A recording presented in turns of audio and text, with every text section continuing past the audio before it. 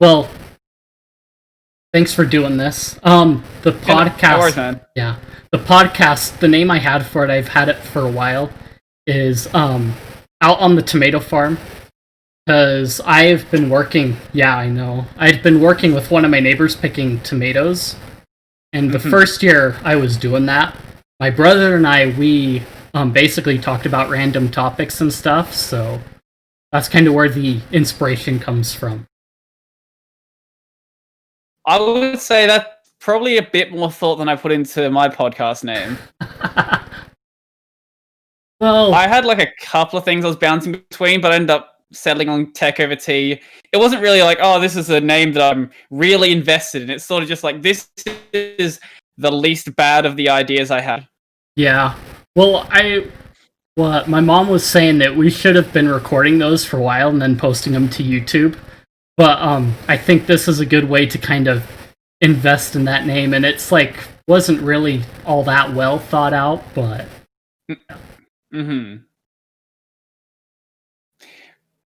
Well, as long as it as long as you're happy with the name in the end, I think that's really all that matters. yeah. So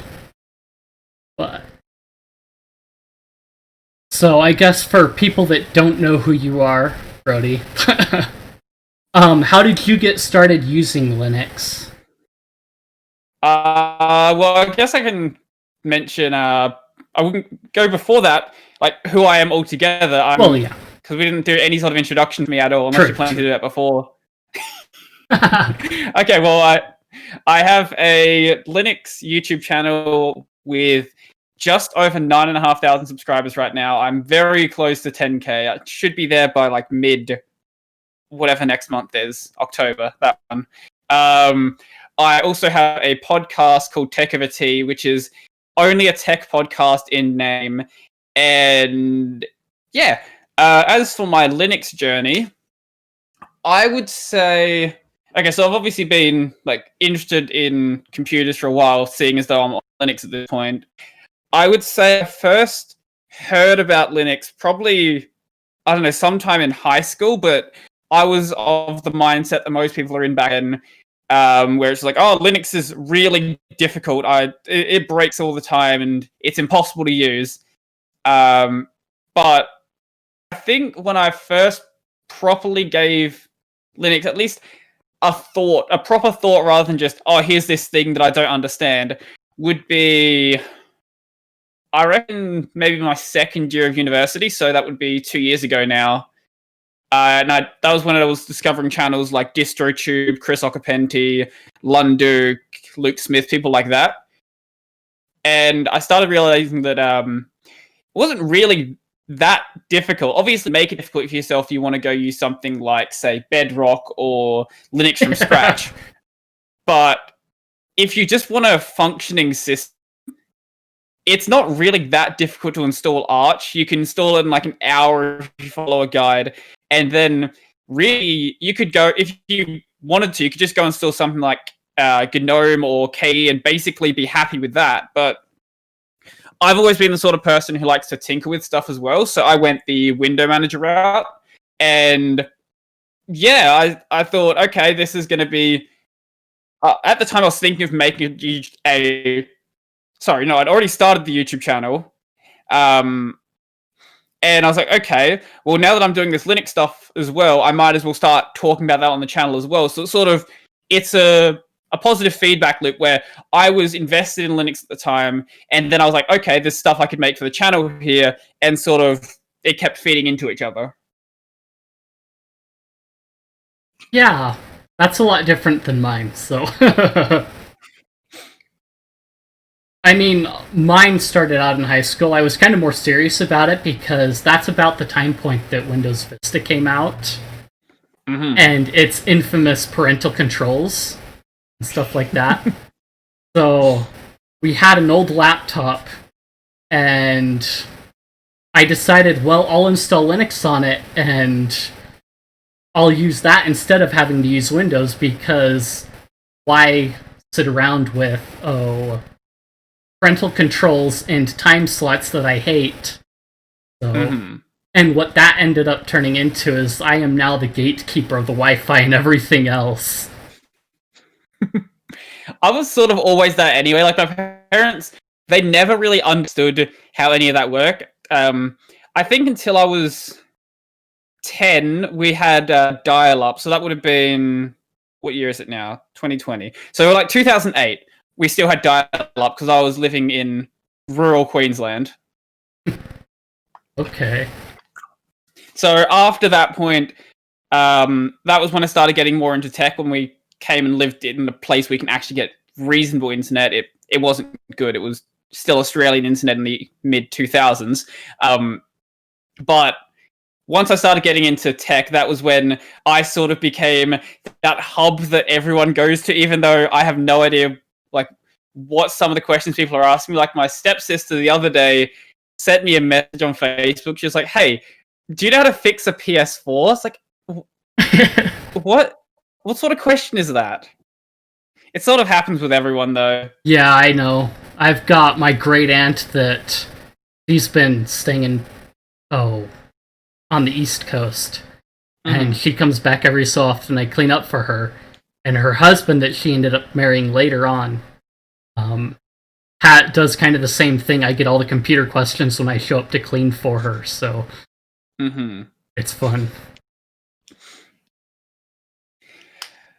I don't know. I guess I understand why people do it, but I think that it's just because people think if you know something about tech, then you must have an interest in all of it. Like, you know how to do programming, therefore you must understand how to, like, I don't know, do soldering and all this other stuff. Like, I get it from someone who isn't that really that technically literate, but yeah, from our perspective, it does get a little bit annoying sometimes, for sure. Yeah. I mean, I've dabbled in hardware stuff, but not that much. My dabbling is breaking stuff. I will pull it apart, see if I can put it back together. Generally, that doesn't happen, though. Yeah. Well, I mean, in the Boy Scouts, I did get the electronics merit badge because of the portabilizing scene. Like, tearing consoles apart, then, like, making it portable, battery-powered. Oh, wow. Yeah. That scene is kind of, like, on a rocky path. I know Linus Tech Tips did a video on the G-Boy recently, the portable Wii. I don't know if you've seen that one. It's not ringing a bell, but I'll see if I can pull it up.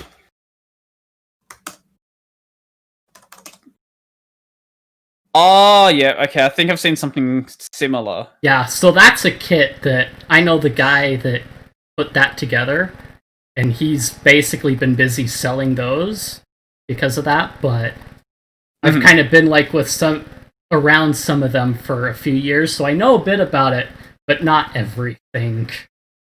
That actually looks pretty neat, huh? Yeah. There's one guy I know, he's kind of does a Pokemon ROM hack now that's kind of taken off Crystal Clear. And yeah, okay. Yeah. He was basically one of the ones that helped push the Nintendo 64 scene really far there as well. So he has like a full scan screen print of like every layer of the Nintendo 64 PCB and all the traces. All right. Crystal Clear is something I want to play at some point. I just never got around to it. Yeah. I've seen some portions of playthroughs of it, but yeah, I need to do that at some point. It looks fun. Well, an update just dropped on Monday, which is what the stream was for, was a update promo, basically. So that's what I was messing around with all the sound stuff, because we were showing that off before the patches dropped for it. Was it? Yeah. Yeah, it got a bunch of big stuff in this update.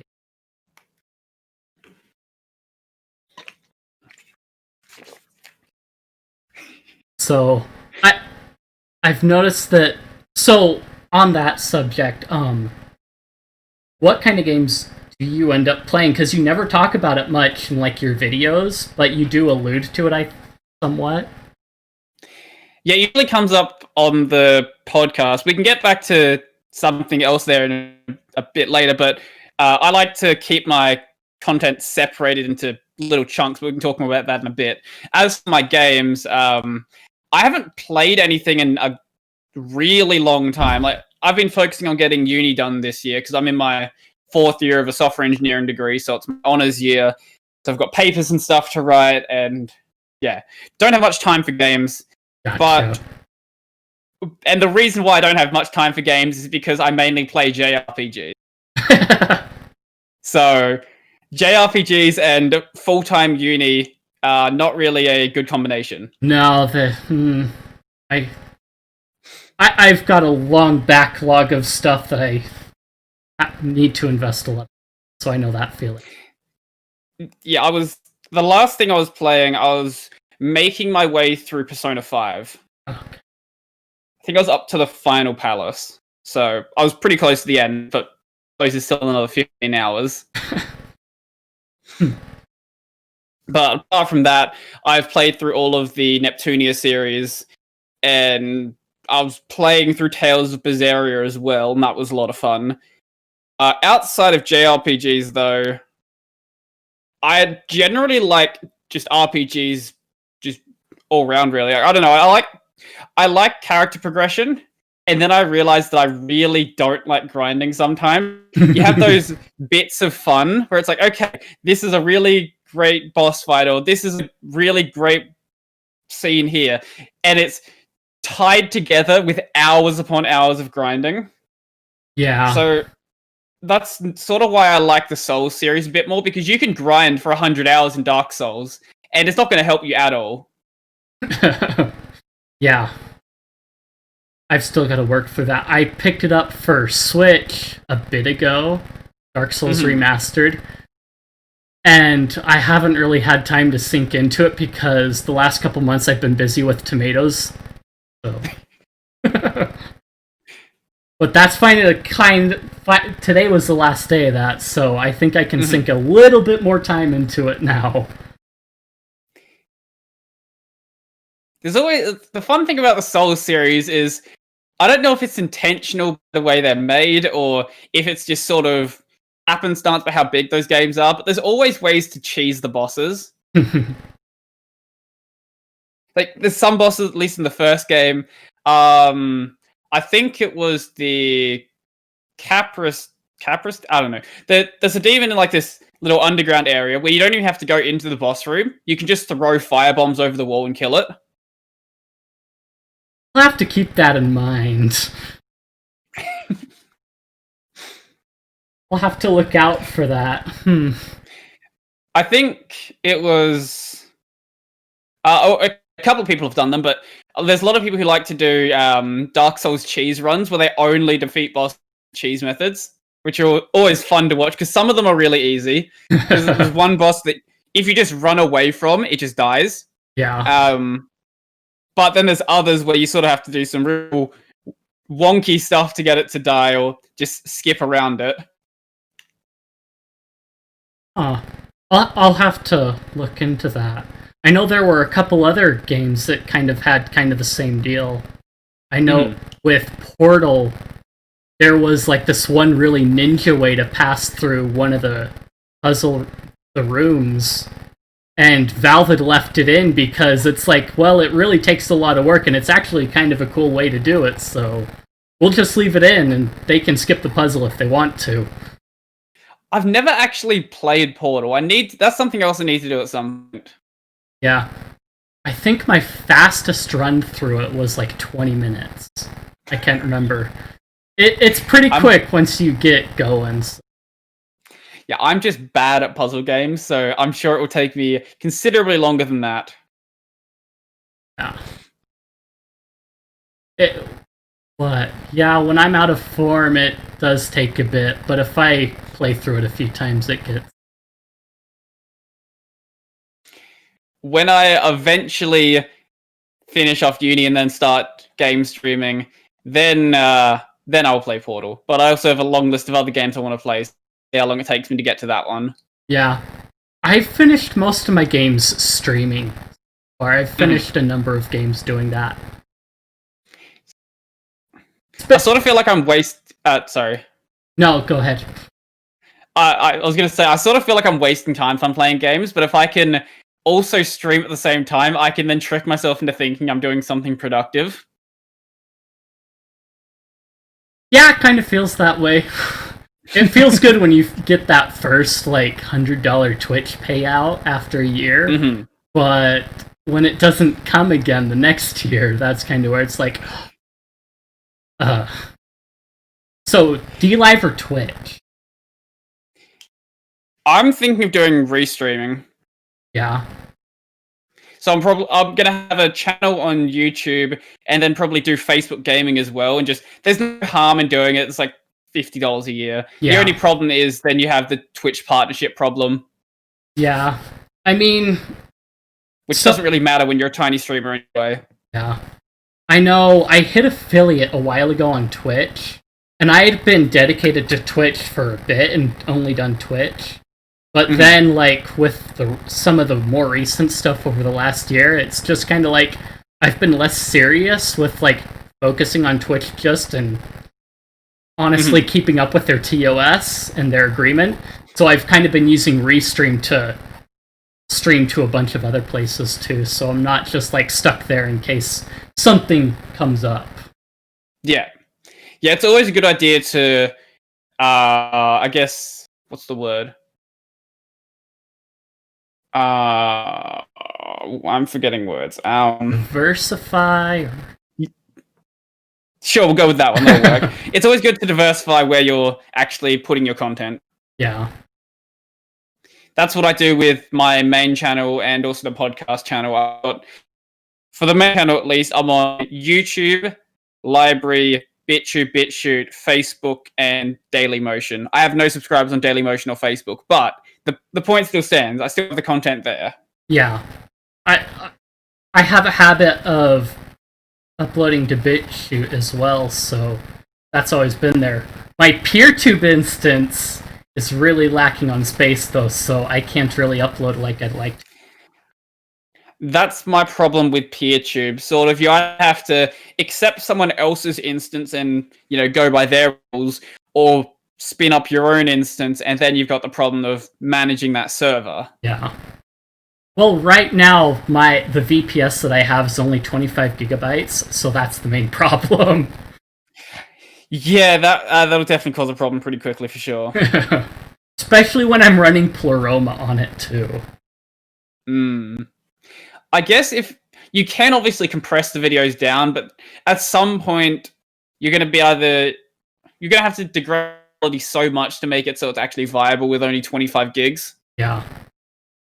Well, I'm actually looking at picking up an at least 1 terabyte edition through BuyVM or Frantech.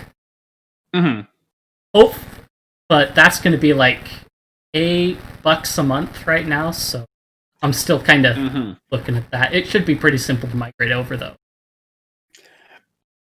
My other problem I have with PeerTube is, unless you're relying on, Patreon and things like that, there's basically no way to do monetization. Like, I get why people want to go and host their own things, and that I can completely respect that, but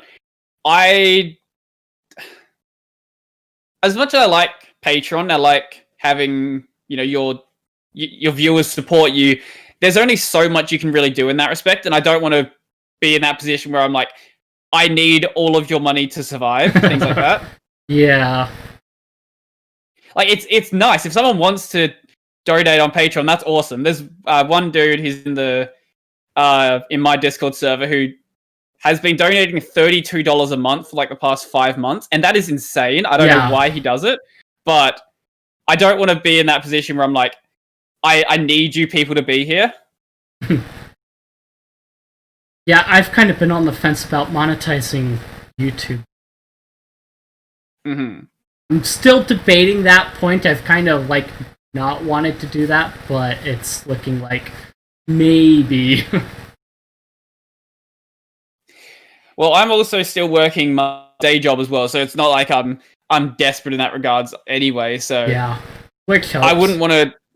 Yeah, I wouldn't want to stop doing that until like I can guarantee that I'm in a good position. Yeah, I see like people getting to like that just good line and then instantly quitting their job. Like that's not a good idea. Just keep the job around for a while, especially people who get really big channels very quickly. They'll basically quit straight away. Mm-hmm. I would say keep your day job, build up some savings just in case something does happen, and then if it's still going well in a couple of months, then actually quit your day job. Yeah, it's kind of hard to tell when you shoot up suddenly like that, and then kind of hope things are going from there. Yeah, because I remember with the original shout out I got from Luke, my channel statistics just didn't make any sense for the next month after that, because I went from 200 or 300 subs to 2,500, like basically overnight. Yeah, which isn't a massive jump, but in the Linux sphere, that's sort of going viral. yeah. And I think my views, I still actually haven't even hit the peak of my views. I think it was like 7,000 or 8,000 views within 24 hours. And I still haven't hit that point. I think my max right now is like 6 or so. So that period just, it didn't make any sense what I was looking at. Same with my subscription growth. That period has kind of like broken the rest of my subscription graph. Yeah, I've noticed that too. Like, you'll hit those people, it'll promote you. I mean, on Twitch, for myself, you'll kind of hit that high peak, and then it kind of levels out again. So it kind of wears off. Obviously, there are people who do stick around, but you're not going to have that, like, every single person who comes across sticking around. That's just not going to happen. I mean, it's great for the exposure, but then you're kind of banking on, like, you're looking at who's sticking around for a bit longer than that. Mm-hmm. And sometimes some people just get busy and then they disappear too. Yeah, that's definitely true. Like, I'll notice a lot of names that I've seen on the channel for, 6 or so months, and then they just sort of disappear for a while. I'm like, okay, well, I guess that person's just gone now or something. I don't know. But sometimes they'll come back, sometimes they won't. It sort of depends on, what their life is doing, what sort of content they're interested in now, because I think since I started making YouTube videos, my tastes in what I watch have very, very much changed from what they were before. How so? So before I started doing the Linux content, like, I would be watching a lot of Linux videos, but now I look at other Linux channels, and it's not like they're making bad content. My content's not good in the first place, but it's not like they're making bad content, but I look at the content and I think I could be doing this myself. So it's sort of like, I guess, an extension of what I already do. Whereas if I'm watching stuff on just YouTube regularly, I kind of want to take a break from what I do on the channel. So I usually watch like skit comedy and like HoloLive videos. Weeb. Absolutely. So, I guess on the subject of weeb, what kind of like anime or like HoloLive content? Okay, so like with the video game, I haven't had much time to watch anime. But I was the sort of person who would binge seasonals, so I would basically watch everything that was coming out. But if I had to pick a favorite genre, I am a big fan of isekai garbage.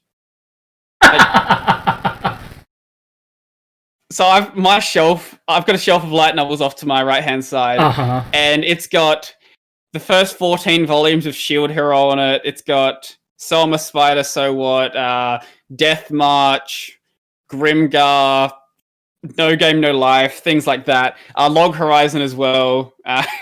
Yeah. I don't know. I really like isekai garbage. I think what spurred it on was Sword Art. I know a lot of people give Sword Art Online a lot of crap, but I still love this. It's still great. Yeah, it's still pretty good. My brother, he I'll get stuck in the car with him when we're running certain errands, and so usually he'll start off a question with like, "What would you do if?" And it usually leads into an isekai question. I've got a couple long form videos on my channel where I've got like some of those car recordings where he's talking about that, and it's like, if he's gonna ask about it, I may as well try and make it productive. But yeah, it's. Oh, I didn't say anything. Oh, yeah. Usually it'll go into like some weird thing, like it's an Odom game theme. Usually, he's like telling me about his fanfiction from an Odom game, and it's usually like this one girl that's a piece of crap, and she's a isekai too, and yeah. But outside of that, I like rom-com series. I like sports anime. Pretty much everything. Actually, sports anime is something that people need to get more of a shot to. Go watch something like Kuroko no Basket, and then tell me you don't like sports anime. I know my mom has, but I think she binged. I think she binged Slam Dunk a while ago. There are a couple other sports ones that she's binged. There are times when anime binges become a family affair. So it usually soaks up like half a week or a weekend. So luckily those only normally happen in the wintertime when everything's kind of died down. Yeah, the only person in my family that I know of who watches anime is my sister. I got her to watch Angel Beats a few years ago. She enjoyed that. Then she watched Attack on Titan. And then somehow I convinced her to watch Shokugeki no Soma. I haven't... And she adores that. I don't know why. My mom's mostly into like some of the romance reverse harem anime, like Brothers Conflict or Fruits Basket. For whatever reason, she had anime on, and we were all sitting around just watching Fruits Basket. I hear good things about it. I just have never got into watching it. It is one of those high-feely anime. So, I know some people, it's like, well, it's one of those cheesy ones. It's like, well, there's merit in it because, what was it? I had found Relife, the manga for Relife a while ago, and I had been binging the fan translation for it. I was so sad when, like, it ended. I've only watched the anime for that, and I hear the anime wasn't the best adaptation they could have done. I haven't seen it. But, I can't. Okay. But there are multiple series that I've tried watching, like Clanad, Angel Beats. I I do like those. It's been a while since I've watched something like that, but yeah, I do enjoy series like that for sure. As much as I enjoy my constant action, sometimes I just want to sit there and watch a really nice like romance series. Yeah. I mean, One Punch Man, I know that's really popular with some people. But that's what... So my brother, his conflict with some fan fiction is that they, like, take the character and they just make him uber, no flaws or anything. One Punch Man, he's, like, super overpowered, but he still has, like, a human, like, something in him where he's... gets tripped up over the mundane, so. Which I can appreciate. Sadly, the second season of the anime wasn't great. Yeah. Like, it wasn't terrible, but after having that first season, basically anything was going to be a letdown. It's not the first one I've heard that about either. I can't remember which I've heard about. I'm sure there's something out there, but you also asked about HoloLive before. Yeah. So I've sort of been in and out of VTubers for basically since they've been around. So I heard about Kizuna Ai back when her channel first started, and everyone was talking about that. Then sort of left for a while. Then when I came back, you had Mirai Akari, Kaguya Luna, and Pinky Pop showing up. There was sort of a weird sphere popping up that I didn't realize all these people were here now. Then I disappeared for like another couple of months, and then this entire industry had popped up. And then you have like Miji Sanji, Hololive, other groups that I'm forgetting the names of. And I discovered the YouTube recommendations, like, here, you want to watch a Fubuki clip. It's like, okay, I'll watch this. I didn't know what the hell I was getting into because I hadn't watched VTubes in a long time.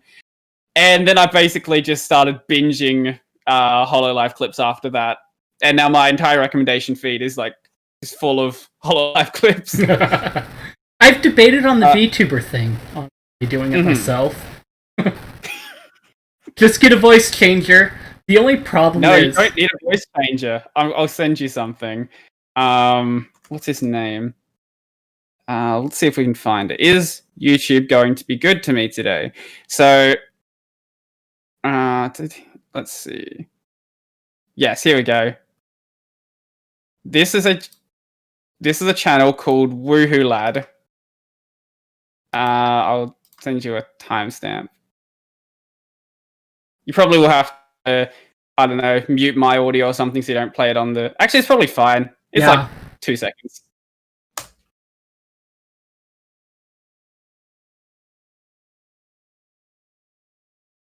This is how you make money baby, as a VTuber. Guess what? Maury just released her membership benefits. So what I just sent was that's exactly there's what I this need in my life. dude who uses a Fox avatar, and he doesn't use a voice changer at all. He just uses the deepest voice possible. Yeah, and it's amazing. The biggest problem that I've found is like Face Rig and Wakaru don't work very well on Proton, so I can't get the webcam to show up or anything. So I was looking for a different solution a while ago. I found some other stuff on GitHub that would allow it, but it's still kind of iffy on that one. Yeah, I have not even bothered looking into that, but hey, if someone can get it working on Linux just fine, that would be cool. Yeah. But what was I saying? Right. After watching all of those Hololive clips, then eventually we got to the past, couple of weeks, Hololive Myth or Hololive English debut. Oh, yeah. And then I sort of ruined my life and started watching streams all day. Oh, no. Basically, whenever I'm just doing something, I don't need to pay 100% attention to it. I'll have someone stream on, either Ina listening to one of her drawing streams, Callie listening to her be terrible at Japanese, trying to learn it, Amelia doing really terrible British accents, or Gura getting lots and lots of hate from certain people online who have a serious problem with her existing. Yeah. That's I don't know if you know anything about that. No. The controversy with Gura. No, I don't. I've kind of been more in the commentary, sphere on YouTube and stuff, so that's where I've spent most fair. of my time. But there's this person who called Brittany Venti, who has basically a vendetta against Gura existing, and has basically been going around saying that anyone who likes Gura is a pedophile. And yeah, it's not been going super well for her. Her videos have been getting mass dislikes, and Gura's channel has just been shooting up the subscriber count. And recently, in one of Gura's thumbnails, she put a little joke about Brittany's channel in it, because people were saying, Brittany specifically was saying, Gura, she acts like a baby all the time, and that's why people like her. And then in Gura's thumbnail, she put goo goo gaga lol, So clearly she's been a streamer beforehand and sort of knows how to deal with trolls. Yeah. That was a perfect way to deal with it. Well, I mean, I believe Brittany Venti built her career off of trolling initially. She kind of played one of those dumb girl games. Mm-hmm. But it's a very high effort troll. She's doing like 30+ minute videos on this. Yeah. Yeah. See, the most that I've seen Brittany Venti is basically like playing dumb, and then there's like later on when she showed up to Shia LaBeouf's He Will Not Divide Us stuff and started trolling out there too. Oh, I forgot that one. Oh, that was fun. Those were the days. Yeah. I mean, they've still got the site up in the stream, but it just kind of sits there and does nothing now. Oh, I didn't know it was still going. Well, it's basically a little webcam that they have on the wall that basically is a 24/7 stream of random goings-on in the street, and I think it's Poland somewhere. Oh, okay, sure. Yeah, I can't remember. It just like changed so many hands over the capture the flag games that it, yeah. What an interesting country to put it in.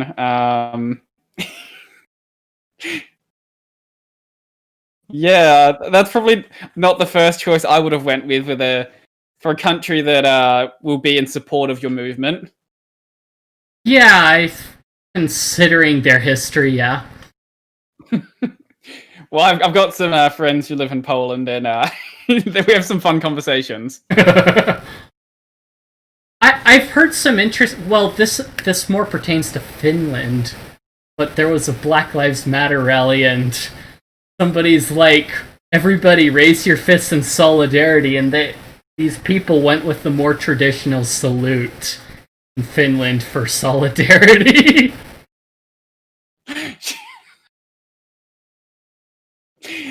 Oh, Lord. It's a fun world we live in.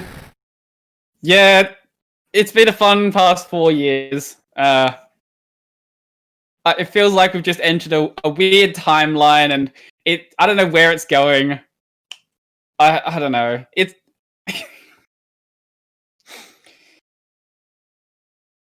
yeah, I don't know what to say about it. It's just weird. That's all I can say, really. And especially this year. This year's been extra weird. It's an election year, and we wrapped everyone else up into it. Somehow, well, it wasn't. People didn't really care about US politics before 2016, but ever since then, it's sort of been like a worldwide phenomenon. Because it's so different from other countries' politics. Yeah. Well, that's one thing that I've noticed is there are a lot of people, you'll see like V, I don't know if you've seen him, and a few of the others like Sargon outside of the US, it'll comment on just US politics, and that's like their content for like months on end, is mostly US politics. I haven't watched V in a long time, but I still do watch Sargon stuff. Yeah. I've watched a little bit of Sargon. I haven't really dug that deep into him. When I hear about Sargon, it's usually through V or someone like Dev or Short Fat Otaku. Yeah. I don't know how much of that you spend your time on. But that's what most of my time is spent on in the background. Not as much as I used to. I used to watch a lot of political stuff, and then, I don't know, lost interest, really. Maybe because the world kept burning and nothing really changed. That makes sense. We've seen a lot of interesting things out of Australia recently, so... Oh, you mean our dictator running Victoria? Yeah. Yeah, that one. Oh god, okay, so, for anyone who's sort of out of the loop, the Premier of Victoria, Premier is, I don't know, just think of it as just a general leader of the state. a man named Daniel Andrews. He has been taking some of the, I would say, the most extreme measures against. Can we say that word on YouTube? I really don't care. It's gonna go on BitChute another. Okay. Cool, because I know YouTube for a while was just like yeeting anything that mentioned that word. I might get a CDC link is about it, but probably, yeah. Anyway, so yeah, taking precautions against COVID-19.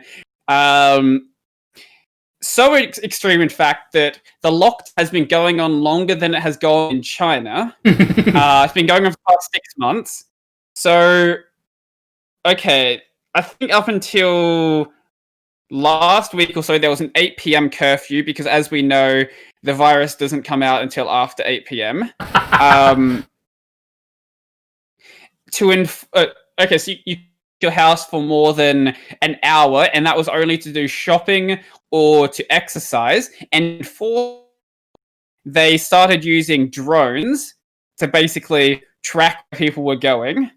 There have been people getting arrested for not planning the protest. There's someone who got arrested for planning a freedom protest. Someone who got arrested for talking about the protest, saying don't go to the protest.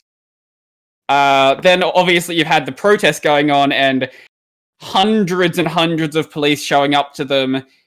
There was a protest in I think Victorian Market. I don't read the exact name. I don't live in Victoria, obviously, because otherwise I wouldn't be talking about this. Because I don't want to go to jail. Yeah, so they had a protest in a market, and basically they just sent a wall of police with riot gear and just pushed everybody out of the market. And we can go over to, say, Avi Yemeni, who's if you don't know, a journalist who works for Rebel Media. I don't really care if you don't like Rebel Media, but that's what happened. Is he went to the protest as like a journalist would, was filming the protest, and then got tackled to the ground by 6 police officers. They claim that they asked him to move. He has footage of them not asking him to move. Then after that, they showed up to his house and basically started to threaten him with arrest. You can go find all this footage online, saying that he is now on their list of people who are basically, potential problem figures. So after that, he was like, okay, well, I'm going to take this to the Supreme Court. And now they sort of are changing their tactics around him. They're still trying to delay him from working as much as possible, but they're taking a more annoying approach rather than simply tackling him to the ground. Now they'll be like, okay, we will question you for as long as physically possible so you can't go and actually, record the protests. That is so dumb. Yeah.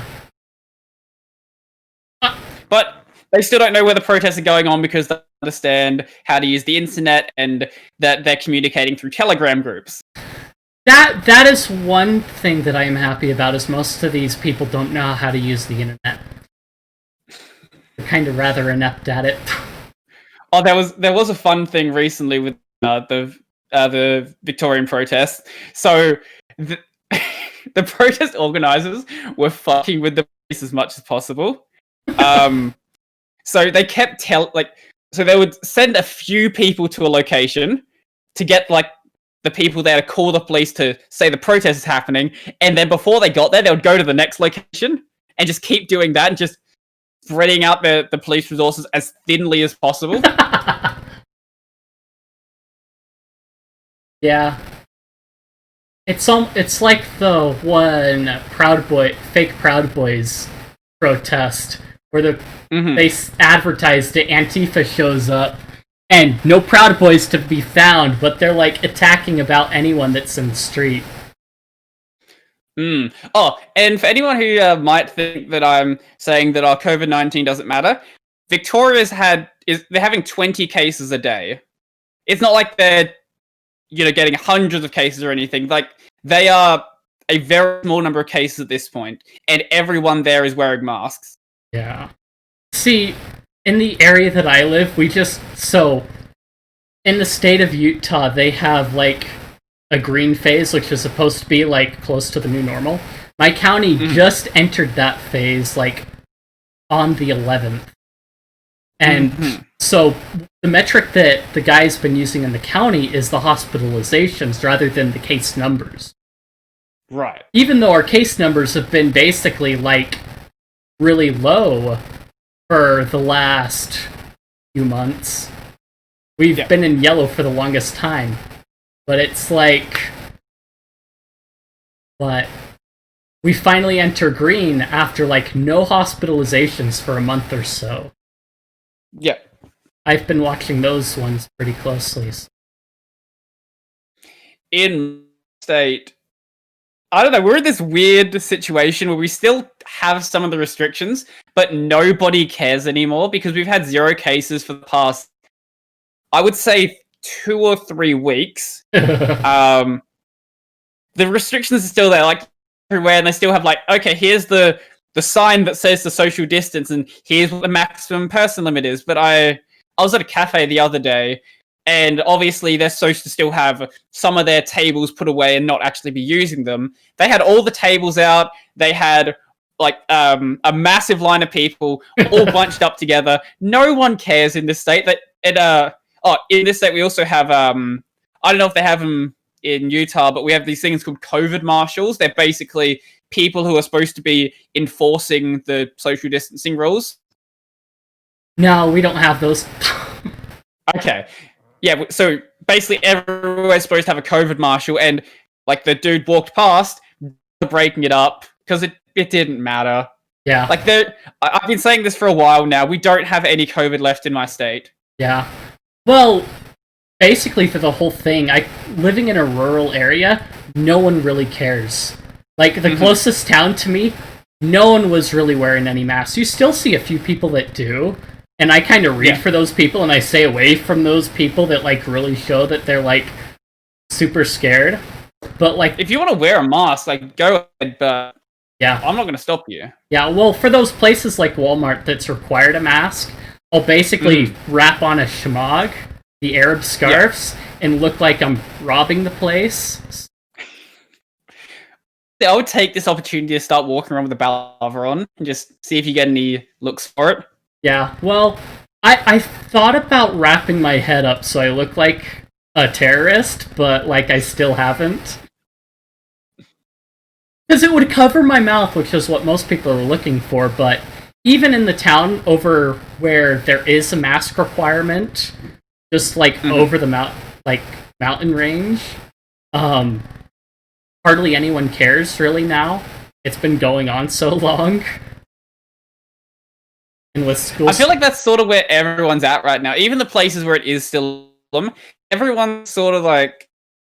not... they don't... it's just been for so long at this point that... it's like, I'm kind of sick of this. Yeah. Like, there are still the people who obviously are taking it very seriously still, but... you go into any working class area, and... no one cares. Yeah. Well, was saying it for the longest time. If we treat it like the flu, like everything we've been told, indoctrinated with for avoiding getting sick with the flu, we just apply that and that will be fine. For the most part. Well, the one thing I don't think that's bad that comes out of this is getting people to wear masks when they're sick. Because it's sort of a culture that happens in a lot of Asian countries. And it makes sense. If you're sick and you have to go out, don't make other people sick. Just wear a mask. Like, that's not a big deal. If anything good comes out of this, I hope that's what does. Yeah, well, most people are wearing masks all the time, so... They just I've seen so many people in their cars by themselves with a mask on. It's ridiculous. Yeah, there's our post offices here, the ones that are on motorbikes, they have to wear a mask. You're like, I don't understand why. You think wearing the full face covering helmet would be enough? You'd think, but with me, I work in a supermarket. We haven't had to wear a mask for a single day. Yeah. See, the farmer I picked. I was going to say, I know, yeah, go. I was going to say it's different in other states, but in South Australia, supermarkets, we've never had to wear them. I don't know how that managed to happen. I don't know. It's sort of just a thing that I guess no one paid attention to. I guess, yeah. The farmer I've been picking tomatoes for, he's like, yeah, I'm not going to require anyone to wear masks at all. So that was nice. I was going to say, on a farm, you're sort of so far away from each other. Even if you, like, I can't imagine there's that many opportunities where you're going to be that close to someone where it could be a problem. Not really. The issue is with the food, because it's food handling. Ah, yeah. Yeah. Yeah, that's fair. But, I mean, being out in the sun, like, what was it? There was a DHS study that, like, well, it dies faster in sunlight and heat, so summer days are hot and sunny, so... Yeah, that's sort of what's going to make it even more amusing here, because we're going into summer now, or I guess spring now, whatever, because, you know, Australian Christmas is in the middle of summer. Yeah. And people in Victoria are going to be locked down inside, where being outside would be the best thing for it. Yeah. What was it? I know the Utah governor early on was like, everybody go outside, go do something. Go into the middle of nowhere and just do something. Stop it. Whereas other governors were like, everyone stay inside. We're closing down the parks, this, that, and the other. I don't know if you saw it early on, but there was a clip in, I think, England of people in a park. They were, I think, 10 or 15 meters away from each other. I don't know what that is in freedom units. I don't know. I'm not going to work it out. 60 feet? Yeah, we'll say 60 feet. They were a good distance away from me. There was a police officer with like a megaphone standing there saying, "This is not a holiday. You must return to your homes." Oh. And they're just sitting in a park sunny day. Like, what are you doing? Yeah, I'm not gonna lie. Early on through this, I would spend like Sunday evenings basically binging Alex Jones while playing Doom or Heretic. So Oh, there is some fun Alex Jones content there for sure. yeah, well that's like half of my BitChute feed is just that.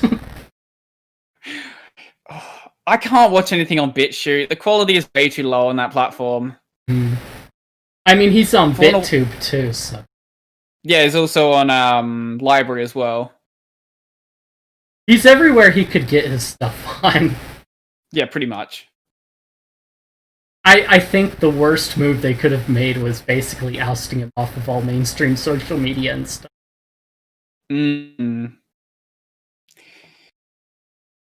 With other creators though that are still on YouTube, I noticed that a lot of them are joining alternate platforms, but a lot of them aren't really advertising the fact that they are there. Yeah. Like, I don't know if you watch The Quartering. Yeah. But, yeah, he's on Library, but I don't think he's even mentioned once that he's on the platform. He's mentioned it a few... So, I know early on... I might have missed it then, yeah. Yeah. He mentioned Library, and it's like, everybody go subscribe to me on Library and that. And I know he's got now his Minds and basically got Minds and BitChute in his sidebar on his videos. Yeah, I know those are there. But I don't think Library's on the sidebar. No, I don't think it is. That would be the one to really advertise, I think. But it's the same with like Tim Pool. He's been on Library, I think, since basically it started. But I don't think he's even mentioned. Maybe he video. I think when he was talking about like alternate platforms he's on, but apart from that, he hasn't really said much about it. Yeah, I know that Styx does talk about it because Styx is on every single planet under every single platform under the sun. Yeah. If something pops up, somehow Styx is already on there. I remember Library early on. I didn't get on it, like, really early on. I know Lunduke had mentioned it, and that's kind of when I moved over. That's when I watched him a little bit more actively. Yeah, I don't think anyone watches Lunduke actively at this point. Have you seen how much his views have dropped? No, I haven't. I haven't looked at him in the last 2 months, I think, actually. I get more views than Lunduke. That makes sense. His channel's 6 times the size of mine. I think after the, attach your real name and stop being anonymous thing and privacy thing, that he really took a dive. Also, when he came out as a Trump supporter, a lot of his fans didn't like that. He lost 1,000 followers on Twitter. He did a video on his channel as well. And then he also talked about how free software isn't communism, and that's when his channel sort of took a dive. DT in free software. Free software is Second Amendment. I love that video. You should see, as soon as that video came out in his Discord server, people were just making absolute amazing pictures from that, from one of the gunshots. Putting him in just various militaries' uniforms. See, he talks about the AR-15, and I mean, yeah, that doesn't... See, the AR-15 doesn't have much of a kick. Mm-hmm. And it is a fun shoot, but the one that I've really enjoyed shooting is the M1 Garand. See, it's got... Sadly, have not had a chance to use that. Oh. It's the one where, if any communists...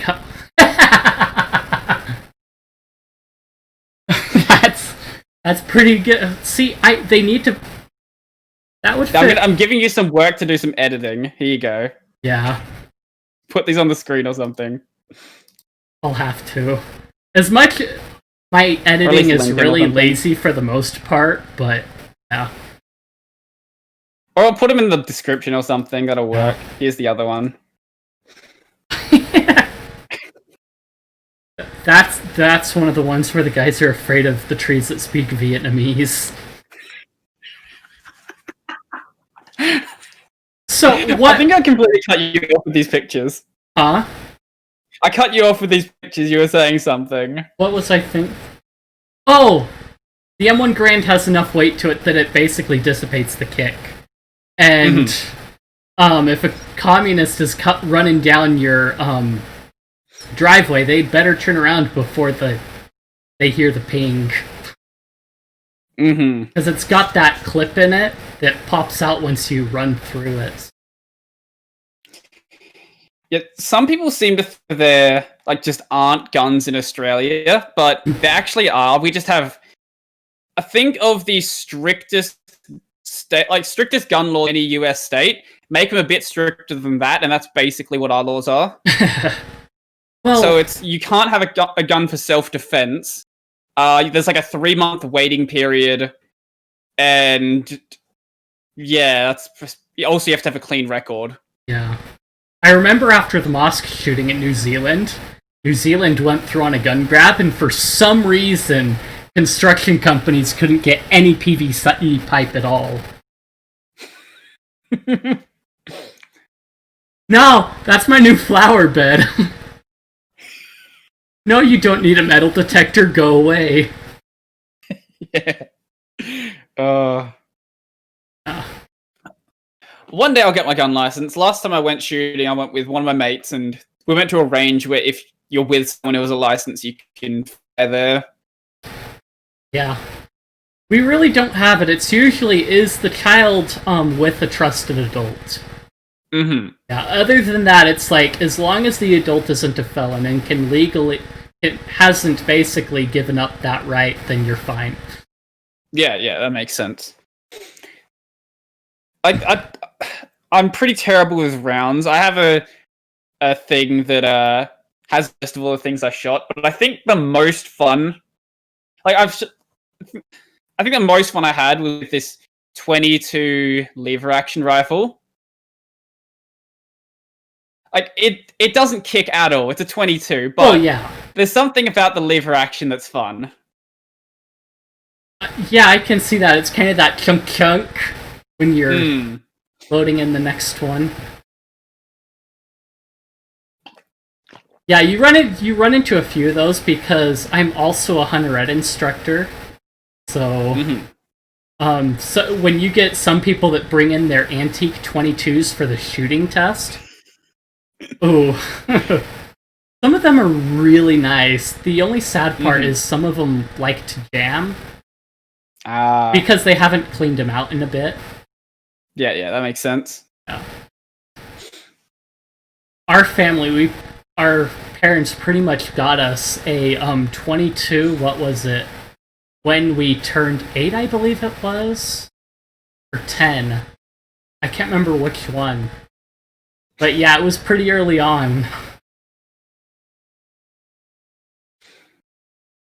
Yeah, I don't think I shot a gun until I think I was 20 or so.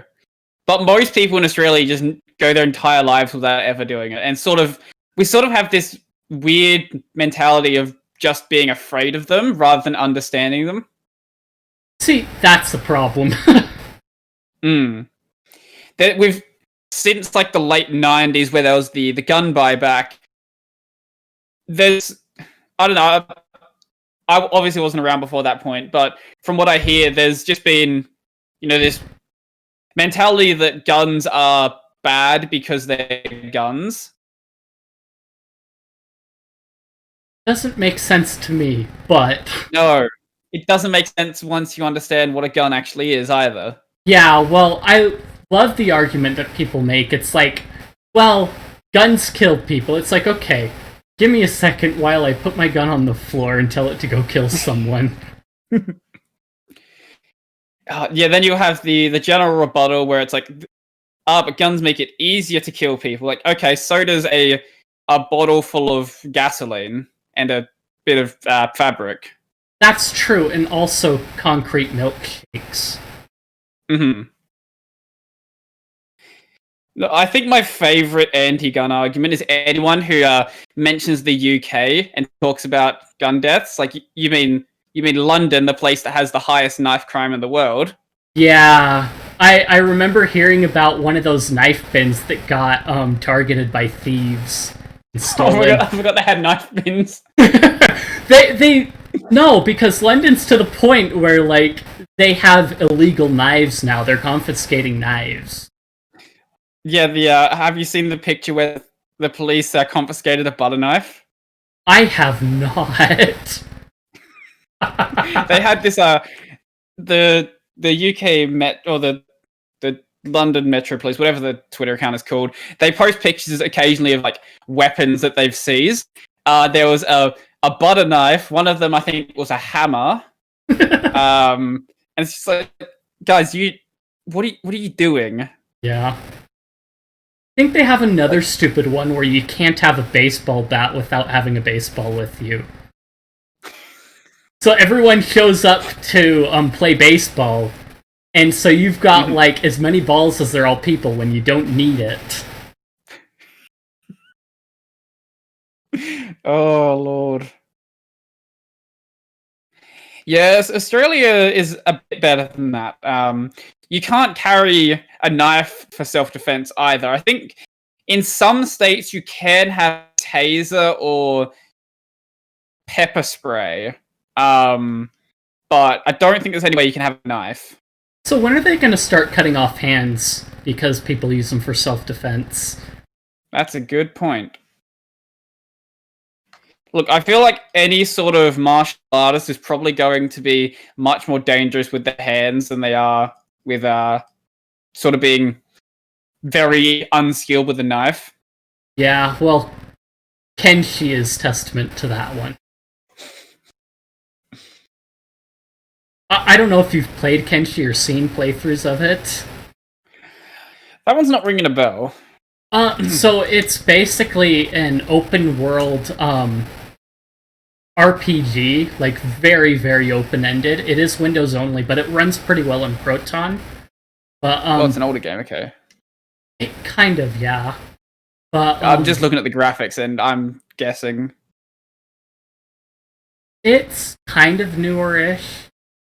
Okay, it just looks bad. Yeah. Sure. Okay. They're working on the second 2018. installment of it. Yeah. It looks bad.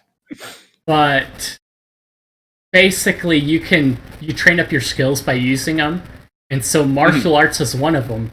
So you can basically literally train up yourself to the point to where you're basically One Punch Man. Oh, Lord. Yeah, it gets pretty interesting. That sounds like fun. It's got mod support too, so they've got the president mod for it as well. Oh, Lord. I might have to check this out at some point. I haven't done any streams with it. I might have to at one point once I finish this run of Crystal Clear.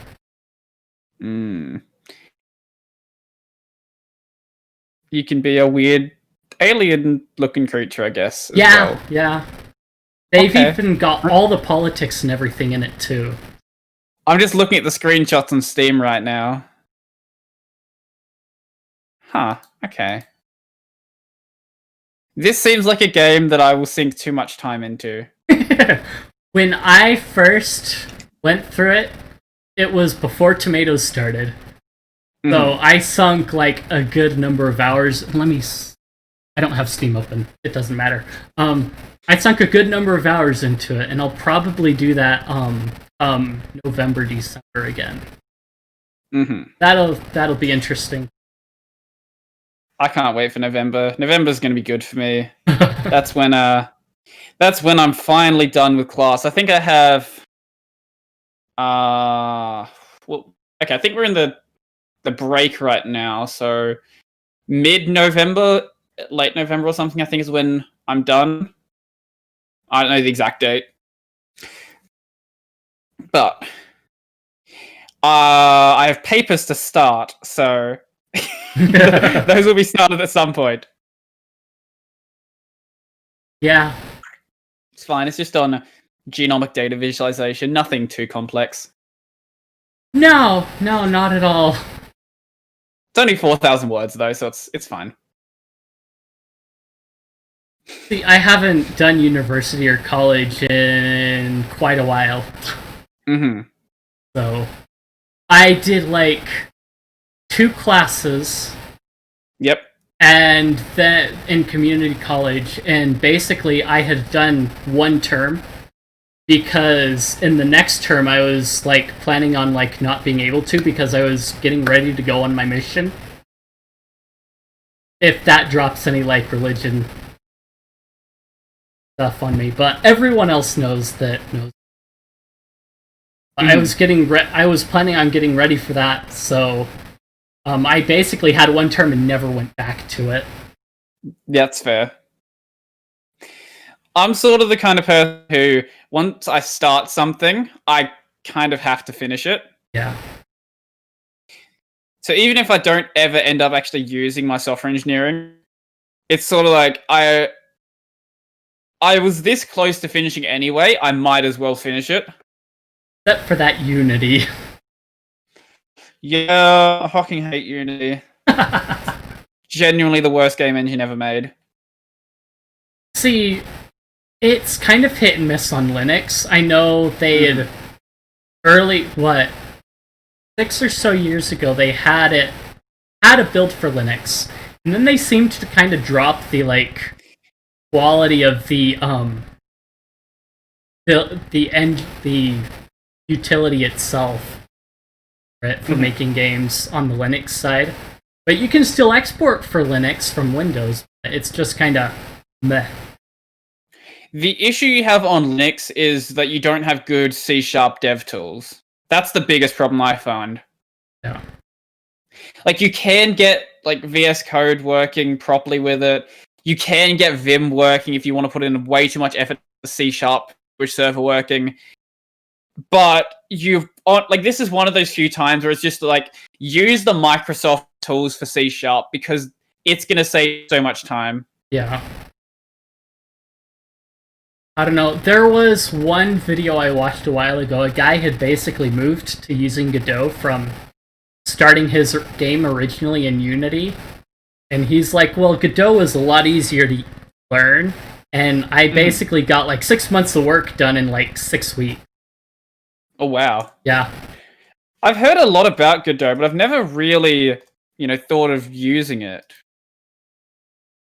The interface is really similar to Unity. I've dabbled with it a little bit. I've kind of been rolling through the documentation tutorials mostly, but it does support a wider range of languages than Unity does. Yeah, because Unity is just C# at this point. I think they dropped JavaScript. Maybe? I don't know. I know no one writes new games in JavaScript. Yeah, they had Boo for a little bit. I think they kind of started to drop support for it because it's like you can still write Boo script, but really we really aren't building the tools for that anymore. Yeah. Which was kind of sad because I liked it because it was more Pythonic, but I'm kind of started to move away from Python for some things. Oh, that reminds me. I need to do some of my big data assignment as well. Working with Hadoop and doing MapReduce programming with Python. If those words mean anything to you. Somewhat. It's better than doing the MapReduce stuff in Java, at least. Yeah. I remember doing a game jam, and I had used Python with libgdx. libgdx is fun. I do like libgdx. Yeah. I remember after doing that, I'd emailed the guy that made libgdx, and so I did this game jam thing using Python. There's no documentation on using Python to write a libgdx game. So it was literally me spending most of my time figuring out how do I make this work and write this out. Lord.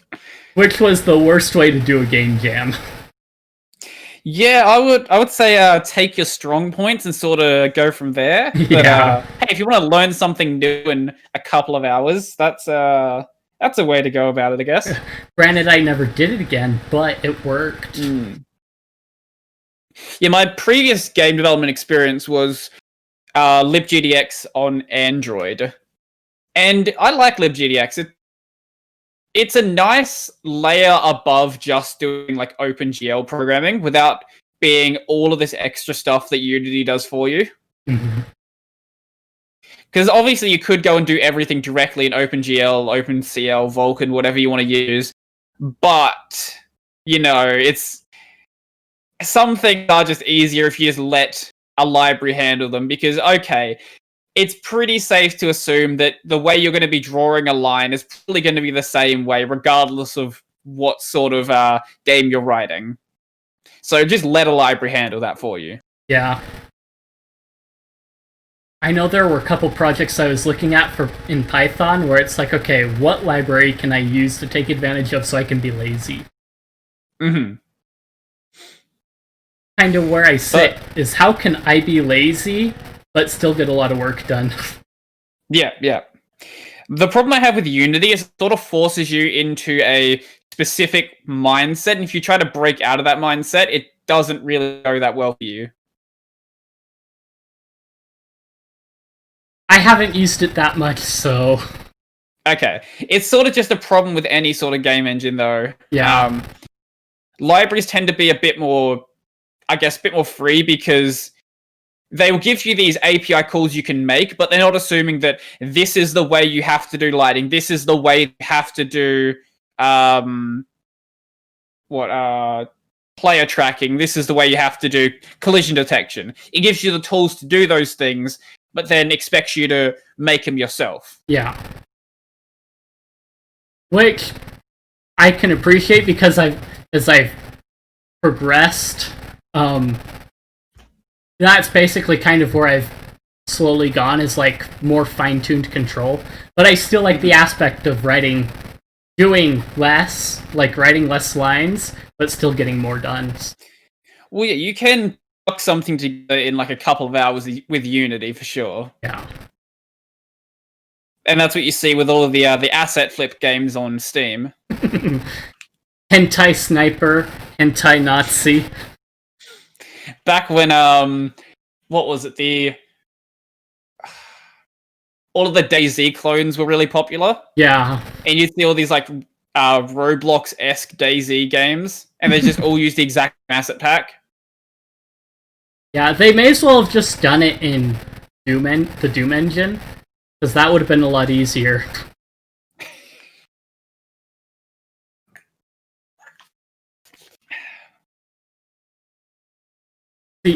That's another game I've never actually played, Doom. I need to do that at some point as well. There is one built on GZ Doom, a modern game. What was it? Hedon. Which, it's been interesting so far. I'm not that far in it yet, so I'm still working my way through it. But, interesting. It's one of those female protagonist games, too. Which is a selling point for some people, I know. I don't know, it doesn't bother me. Yeah, if it's good, it won't bother me. If you give me the option to play as a cute anime girl, I will, though. So all those hentai arena games. Hentai arena games. They're, like, I didn't realize it, but there are, like, so many games on Steam with hentai in the title, and it's just, like, one of, like, 5 studios, basically, making a Unity asset flip game. Oh, I didn't realize this. What the fuck? So, Hentai vs. Furries, Hentai Killer, Hentai Mosaic Neko Waifus, Hentai 3018, Hentai Client, Weed Puzzles. What is this? What am I looking at? Oh, Daenerys doesn't want hentai. What in the world? This is the kind of thing that the likes of, itch.io is missing out on, that Steam just lets roll out. Some of these games, what in the... Like, there's actual good games showing up in between the garbage. Like, you'll have all of this nonsense, and then it's like, Neko... Yeah. And then more garbage, and then some visual novel. But most of this is just... Why is this here? Because Steam allows it. Steam does allow it, for sure. Anime Feet. There is just a game called Anime Feet. It's one of those simulator games. No, it's a puzzle game where you just grab pictures and... It's not really a puzzle game. There are 9 squares on the screen, and images are falling down, and you have to put the images into the spot they go into, and then you get to see feet pics. Oh wow, some of the levels are harder. Sometimes you see more than just 9. Now there's 12. I remember when feet pics was a people were like freaking out about feet pics. I'm like, you know what? I had like 3 patrons at the time on Patreon, and I'm like, feet pics, dogs, cat, feet pics. Here you go. I put up feet pics.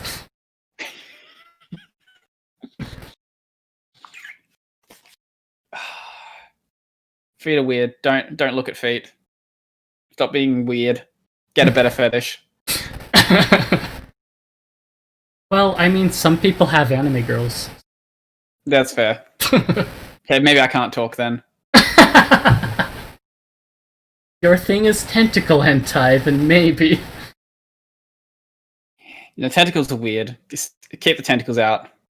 Japan... Do you know the history of tentacle hentai? Because you don't want to. I haven't really dove into that. I try and avoid it. There's some things that come across my screen that it's like, wow, but yeah, I haven't come across that one. Do you know why they did it in the first place, at least? No.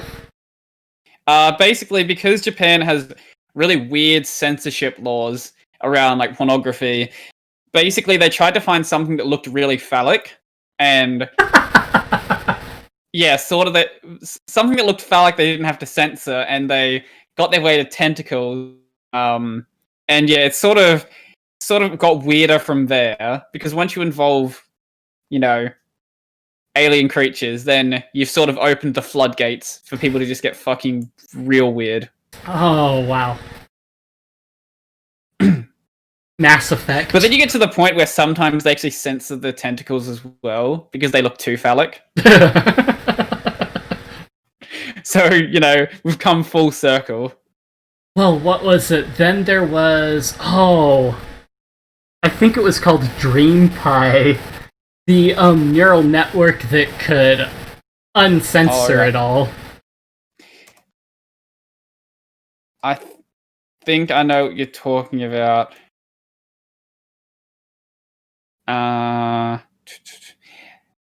It's ringing a bell. Yeah. Let's see if we can find it. Yeah, Deep Cream Pie was what what it was called. Right, I forgot that this exists. People spend their resources on so many things. It's like, imagine how far we could have gotten in other fields. Well, okay. Do you know how... I don't know if you've come across this sphere yet or not. But there is this big community of people who are trying to, like, unsolve the hidden mysteries of Minecraft. No. So there's this one video where, or I guess a couple of people did the same video. We were trying to work out what the theoretical tallest cactus in Minecraft was. I think they managed to, with their level of computing so far, I think they've managed to get it to like 13 or so. Huh. Because there's weird like chunk loading errors with Minecraft. If I think the highest natural forming cactus is 2, but if a cactus spawns on a chunk border, then it can also be merged in with another cactus. But if then another one's on the chunk border to that border, then that can be merged in with that one as well. So yeah, and then they do weird, crazy computations to start reverse engineering Minecraft seeds from some of that world data as well. Oh wow! And do you know how like Linus Tech Tips, they do the like folding at home thing? I don't think I've seen any of that. Okay, basically it's just you give your computer resources to go, solve that one. problems like curing cancer and things like that. Yeah, that one. No, I remember. Yeah, there's a similar thing for Minecraft as well. So people will give off their computing resources to go solve these seed problems in Minecraft. I think another one was they were trying to work out the pack.png picture in Minecraft, the like old picture they used for a texture pack. Uh-huh. Like if it didn't have an image itself. Huh. They were trying to like work out what the seed for that actually was. If you go look for pack.png, you'll know, or you'll find what I'm talking about. If you've ever played Minecraft before, you've seen the picture.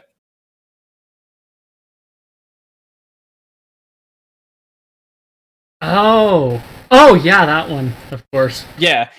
Basically, they were trying to reverse engineer the seed and find out exactly what the world seed for it was, but they needed to know like what the version of Minecraft it was made on for, whether it was even a release version. And there's just imagine like how far we would be along with like cancer research or something like that if there was this many dedicated people working on that. We'd be a long ways. I mean, there are other things I've heard about cancer, but I won't touch on that. But yeah, yeah, there would be a lot of things we could do. I mean, there was the one time when 4chan basically reverse tracked ISIS bases and had Russia bomb those bases. I know that there's some really smart people working on 4chan. Even if you just take a look at, if we go back to an earlier subject with the he should not divide us. Yeah. Like tracking down where the camera was located based on plane flight paths and things like that. Yeah. Like the location of the sun in the sky and where specific stars are located. Like, what in the world are we looking at right now? How are you? Why are you sitting here trying to track down a webcam? Yeah. Well, I think they'd also done it based on time zones as well, for when they moved it into the house in the room. Oh yeah, I forgot they even managed to track it down when it was inside of a building. Yeah.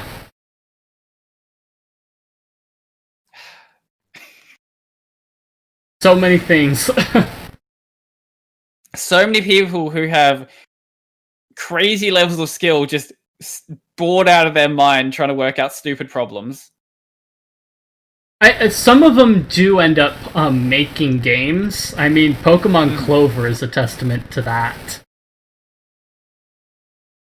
That one I don't think I've come across. It's a Fire Red ROM hack. Okay. They replaced all the Pokemon in it with, like, various different memes, including, like, SJ Whale and Fishnism.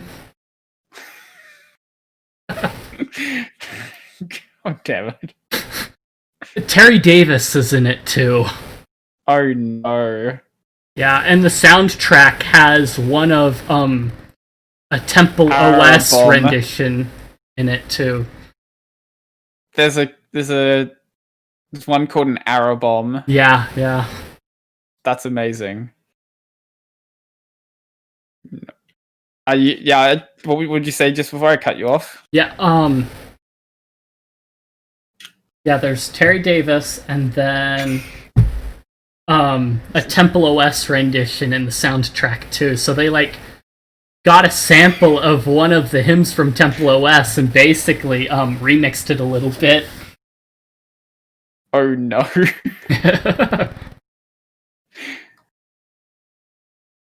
Why does this? I found a Pokédex list. Yeah. They've got a list with all the sprites for it. I'm halfway through it. It's a bit of like a drag because you have to grind in order to get the stats right because they drastically buffed the AI in it. And I'll be happy if I can add an Ayla mouse to my party. they're actually pretty interesting. They're in a UFO, so they're pretty fun. You just gotta kind of build them up a bit. They can be kind of squishy against certain gyms. Yeah. It's pretty easy to grind with speed up. But the problem is, I want to play it on hardware, on my EverDrive. So when I hit a point where I hit a wall, it's like, I don't want to grind. Yeah, that's fair.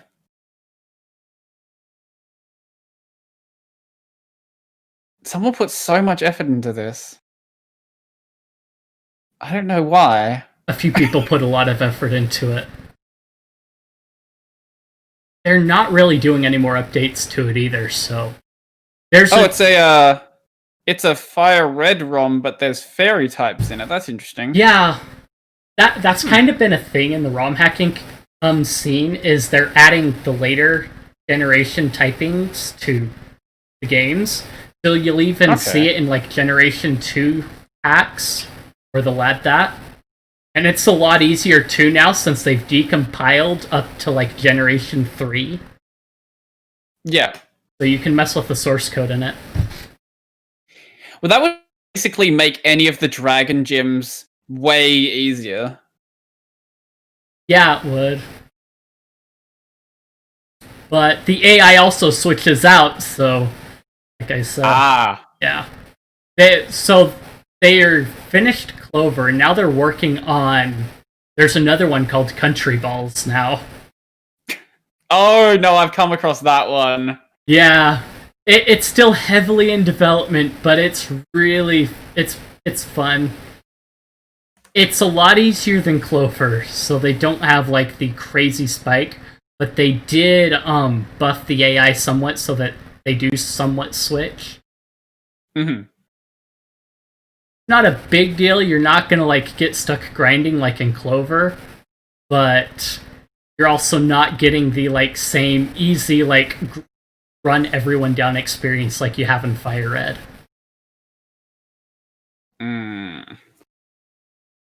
That's fair. Well, actually, the first time I played Fire Red, I grinded my Blastoise so high before I went to the Elite Four. I think I had like level 80 Blastoise that I just grinded in the Victory Road. I didn't need it, obviously, because it's the Elite Four. Yeah. But still did it anyway. It was worth it. Absolutely. Actually, I should not have wiped that fire red. Now, looking back, and that was actually a really, really valuable cartridge because it had a Mew on it, and I didn't know anything about Pokemon back then. Oh, yeah. That would do it. That was my first Pokemon game. Obviously I had no idea what a Mew was, but yeah, it had everything on it. Yeah, my first Pokemon game was Blue. Once I figured out the glitches in Blue version, yeah, it was game over from there. Because you do that Mew glitch early on, and you basically steamroll the whole game. Jeez. And then, like, infinite Master Balls, too, so... Ah, yes. There is a hack of Red and Blue, that basically replaces all the graphics and adds a couple extra things to it, using the Space World graphics. But the creator at Ranji preserved the glitches in it too. Oh, so you can Lord. still do the Mew glitch and Masigno and all that, but you've still got a couple small enhancements to it. Mm-hmm. Which is actually pretty cool. That does sound like a lot of fun. I've never really gotten into the ROM hack space of Pokemon. I've played a couple of older games and never got a chance to play on emulators, but there's definitely fun stuff in the ROM hack sphere for sure. Yeah, I mean, some of the more recent ones, they get more refined, because Prism laid out a format, basically, and everyone basically implements a lot of what Prism had into it. You can hardly find a ROM hack anymore that doesn't have running in it for, like, the Game Boy series. So. Yeah, that was when I went back and played Crystal. That was one of the things that really annoyed me. Because I started playing in Gen 3, and obviously Gen 3 has running in it. Yeah, with not having that makes the game way longer than it needs to do. Yeah. What's interesting is there are a lot of artifacts in, like, Gen 2 that, like, never even made it until later generations. You've got, like, leftovers of, what was supposed to be the, what was it? The honey one. I can't remember what it was called. But the smearing honey on trees to attract Pokemon and stuff like that. Yeah. That came back in some form in Diamond, Pearl, and Platinum. Oh, yeah, Diamond, Pearl, and Platinum. It did. It was just kind of funny. It's like, that was there and there. They were planning that, but never did it. So. But the same thing sort of happened with the way that berries worked in that one as well. Yeah. Like, you still had the ability to grow berries in later generations, but it never worked the same way it worked in second gen, where you had these specific locations, and they would always be in that location. Yeah. Also, you didn't have the custom, well, not custom, the special Pokeballs you get with berries that you could trade. Oh, maybe. See, my later generation Pokemon experience isn't all that much. So, like, I've played a little bit of Black 2, a little bit of Y, and that's kind of most of it, and a little bit of Gen 4. But other than that, most of my time is, like, spent Gen 1 and 2, and somewhat Gen 3. Yeah, I quit in Black and White because they were not very good.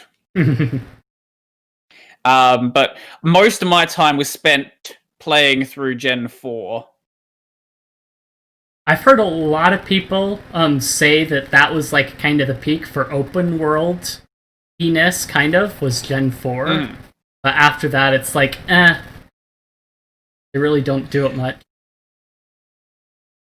Yeah, I haven't played Sword and Shield, but I feel like what I've heard anyway is that it's a bit of a different experience.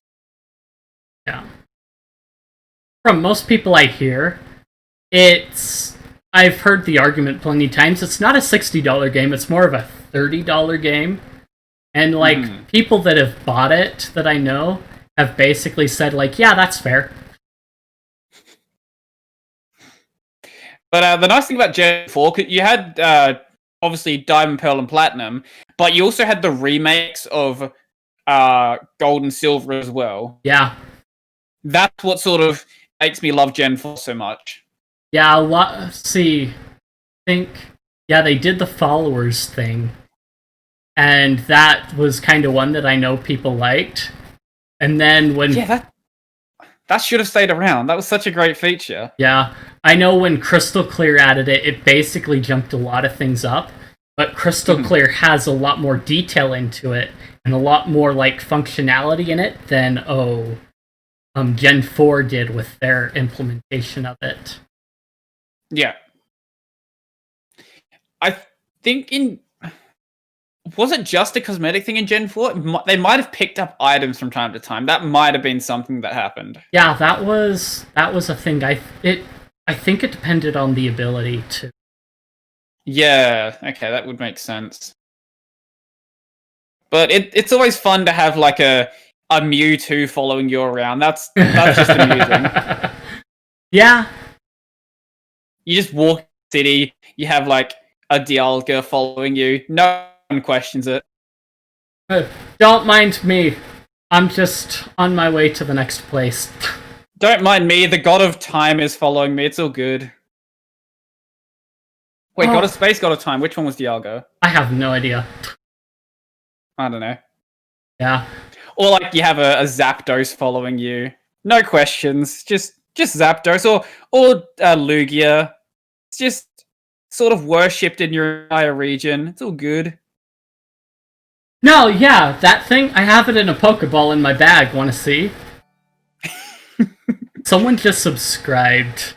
I have my Streamlabs stuff up open on OBS. Ah, yep. Yeah, and it's like, wait, someone subscribed? So you're on Linux right now, yeah? Yeah, I am. How have you managed to get Streamlabs set up? Because I know it's a bit more difficult than doing it on Windows. I just use, like, the Streamlabs client. Yeah, so I had to install the Qt WebKit browser, and then... Because they've got the Qt WebKit browser for OBS in the AUR, and then you should be able to add it there. That was the, like, one singular plugin that would, like, work for anything web-wise. And then I just basically take the alerts link and then paste it in to the URL thing in the properties. Because I know that from what I hear from one of my mates who streams on Linux, it sort of breaks from time to time. Yeah, it does. I've had it where it's sometimes hit and miss. More often than not, Qt WebKit seems to work. But there are times when it doesn't. There was the CEF browser plugin that I just couldn't get to work for the life of me. So my future plan is eventually to have, like, a streaming PC, and I'll put it on Windows just because it'll be easier. Like, Windows also has the benefit of having a lot of nice audio software that just isn't available over here. Like, in OBS, for example, we do have the ability to use VT plugins, but none of them are compiled for Linux, so it doesn't really matter. Yeah. That's kind of been one of the dragging things. Because I don't think there's even a good EQ plugin that exists on Linux at this point. Like, you can use Pulse Effects, but Pulse Effects adds, like, 500 milliseconds of lag. I haven't really messed with it. I've mostly, like, wanted to get alerts working, and then that was mostly it. Yeah, okay. I've kept my stuff pretty simple, so it doesn't rely on a lot that goes outside that way. So it really doesn't bother me. It's like keeping it simple, but trying to make it look nice somewhat. Yeah, that's fair.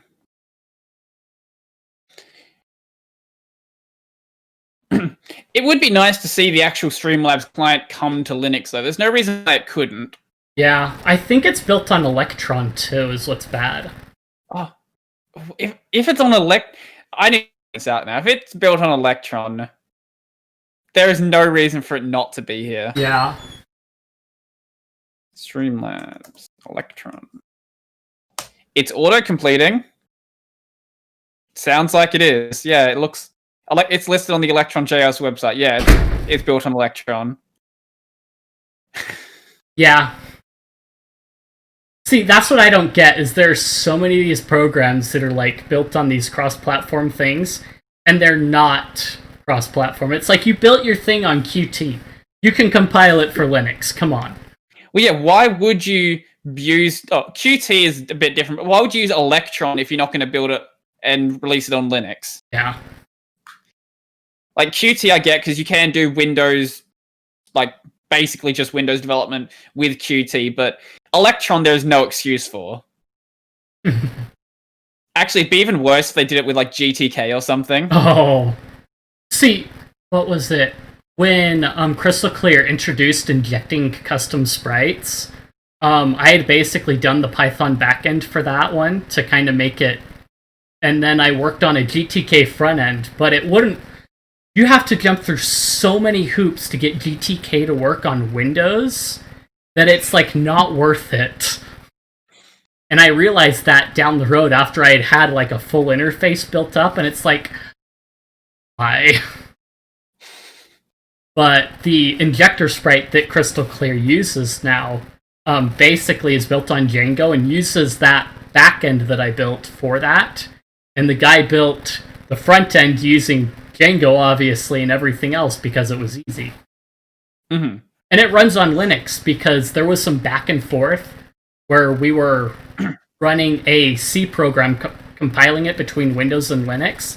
We got it so it compiled on both, and it was a command line program, and then Python wrapper, and then, yeah. That's good. It was pretty interesting. I learned a bit about, like, scraping through hex data or binary data in Python.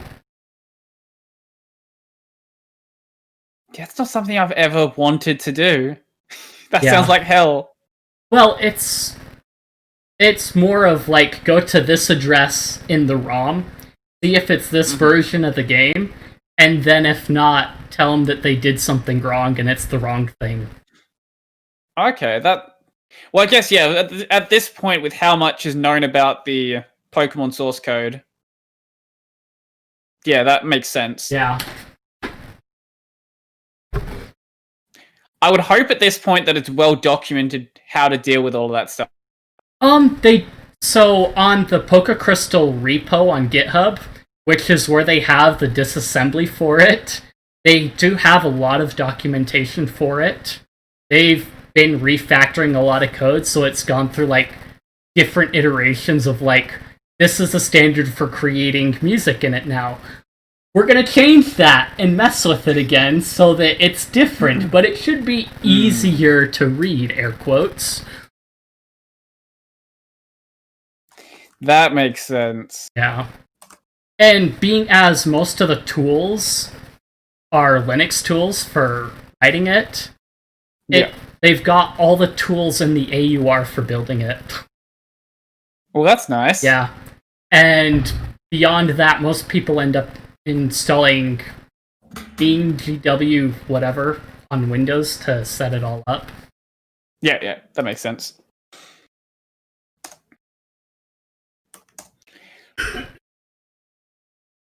Oh, someone's dying. No, that's my dad coughing. Our family is a family of respiratory issues.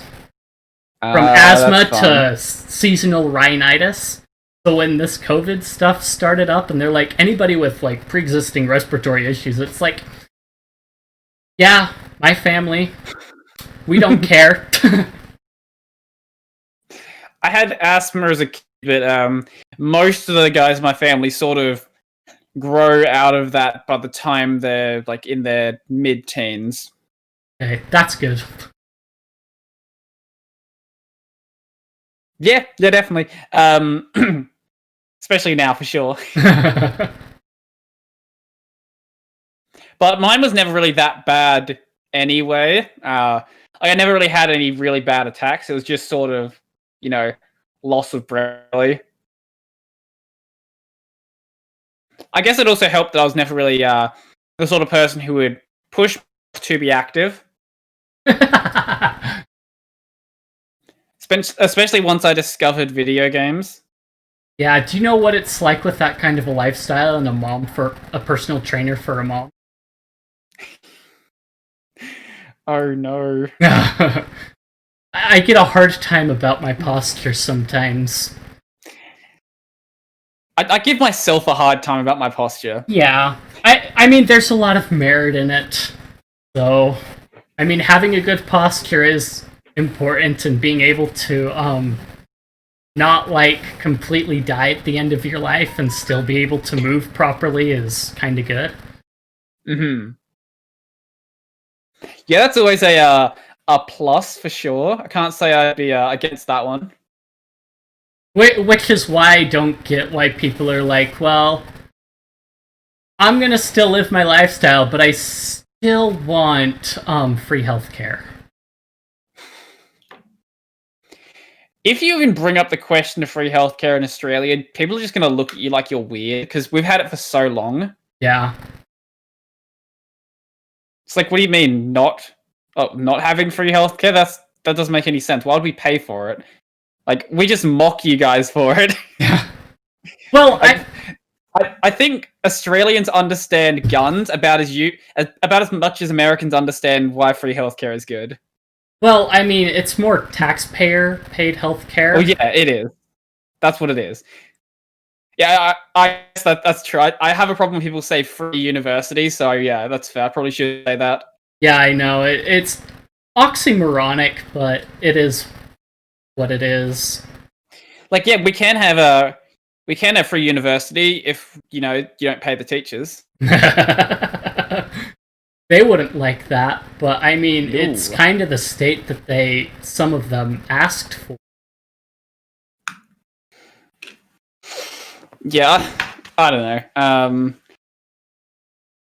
I get why it can be okay. When people look at Australia, for example, or look at Sweden and say, oh look, free healthcare works, they're also not considering the fact that the US is a much, much larger country. Yeah. It's also the fact that there is a bit different of a culture in it, too. So maybe it works in some places because the culture is different and they're healthier. But here in America, we're just not that way. Well, the US is also the biggest manufacturer of new pharmaceuticals. Yeah. Most other countries rely on generics. Which comes basically from us. Yeah, which pretty much all pharmaceuticals come from the US. So that's another thing people don't really consider either. Which is an interesting thing to consider. I don't know. It's definitely not going to change anytime soon in Australia. I don't know what's going to happen with the US. I don't know if it's especially okay. If the election goes the way I'm thinking it's going to go, it's not going to be a problem for the next 4 years, at least. Huh? I don't know. You guys have got bigger problems to deal with right now than free healthcare, like the race war. Well, yeah. I mean, I haven't been in a spot where it's come to me so much, but there are days when I worry. We did have our bout in Salt Lake City for a day. But that was about it. It was kind of shut down after a bit. So. Yeah. For the most part, it's mostly been in California and all that. And the wildfires from it all, too. Are there more wildfires? There were some arson-originated wildfires in California. And with the Oh, yeah, I know what you're talking about. Yeah. Joe Rogan talked about them and then apologized. Yeah, with the way smoke drifts, yeah, it's fun, because we had a few days where we were just smoke covered. Mm-hmm. And then the CDC is like, yeah, masks won't work for smoke particles. Now riddle me that one with a pandemic going on at the same time. Do you wear a mask? Don't you wear a mask? What do you do? Lord. That reminded me. I completely forgot that at the start of this year, Australia had some really big fires. It feels like that was so long ago. Mm-hmm. But it was like January. Yeah. Well, I find it funny that everything dropped conveniently while China was getting flack over the Hong Kong stuff. Mm-hmm. But it just really came out like, okay, end of January, yeah, we're still getting flack. Are you saying that they did it on purpose? I wouldn't be the first one to say that it's a possibility. I can't say for sure, more but credible. huh? I was going to say there's more credible talks about how it's a escape from a lab and various things of that nature. Well, I mean, there are reports that it came out like in October, and that they tried to cover it up, but it circumstantially, it would be convenient to get people off your back if somehow a disease was like running around. That would be convenient, wouldn't it? I mean, it did have one positive effect with China's emissions going down by 25%, in spite of their crematoriums running 24/7. I know the what was it, like New York or something? There's some pictures before Corona and after, and just how different the levels of smog in that city actually are. Yeah. And it's the same in a lot of places. I don't understand how there's so much smog in the US.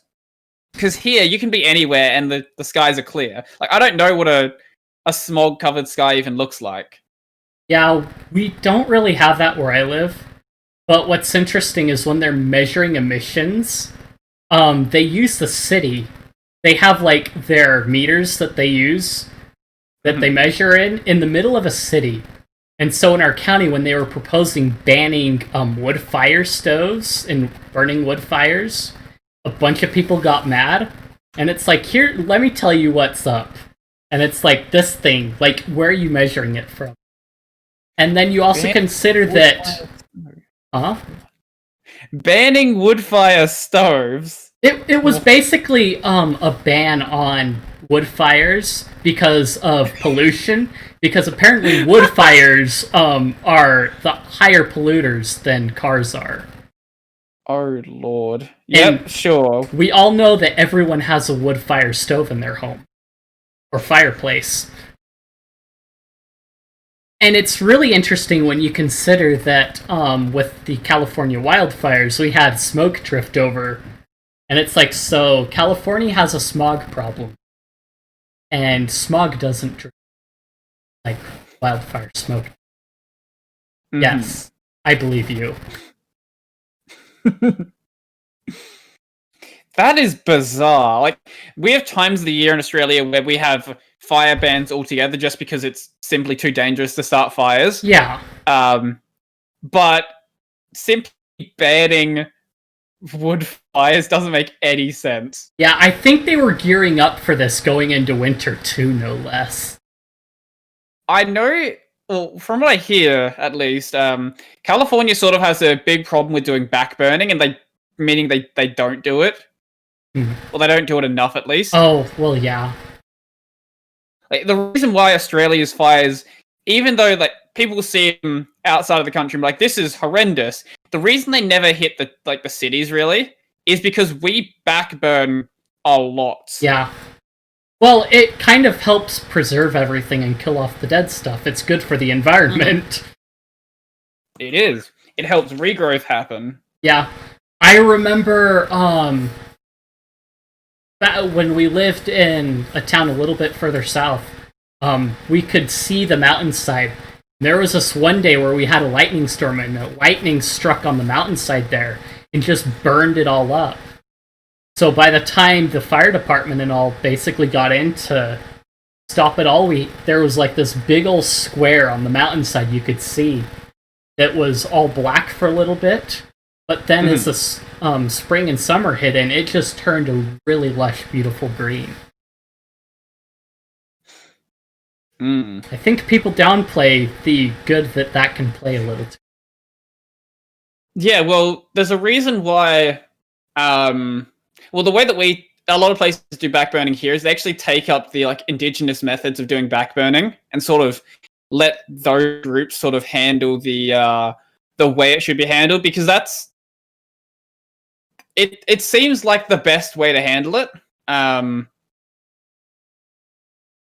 Because that's how it's been done like that for like thousands of years, and seemingly it has been working up until there's no point changing it from what's already been working. Yeah. I know here, the Forest Service, what they'll do is they'll basically do like firewood permits where you can basically go into the local national forest or whatever and basically cut dead wood or what all and take it out and use it for firewood. They've got like a limit of what... It's really cheap, but they let you take out a lot of wood to do it. But yeah, the problem with having a fireplace is getting wood is just expensive. Yeah. I've seen like one small bundle for like $10. It's like, that's ridiculous. Cool. We can get like... pretty much the same here. Yeah, we can get... When you can find someone that'll sell you like whole truckloads for way cheaper than that. Jesus. It's like what? I think my parents had gotten like it at $10 a cord at one point. So, and it wasn't always just a face cord where they make it look like a cord when it's like half a cord. And then sometimes you just have neighbors that are trying to get rid of their firewood and all. Got stuff to burn. Yeah. Well, around here, I don't really have that because I live in a middle class area with lots of old people. So, gotcha. I'm share housing. I don't actually have the money to have a place in this house, a place by myself. Yeah, but makes sense. Yeah. At some point, I do want to move rural though and live that country life. I used to live rural. I mentioned that earlier, didn't I? Yeah. Yeah. I want to get back to. Well, not rural Queensland. I want to get to rural South Australia, move out to the wine country. Or actually, the other name, the Riverland, because there is a river and there is land. Therefore, it is the Riverland. Build a cabin next to a river. Live it out like that.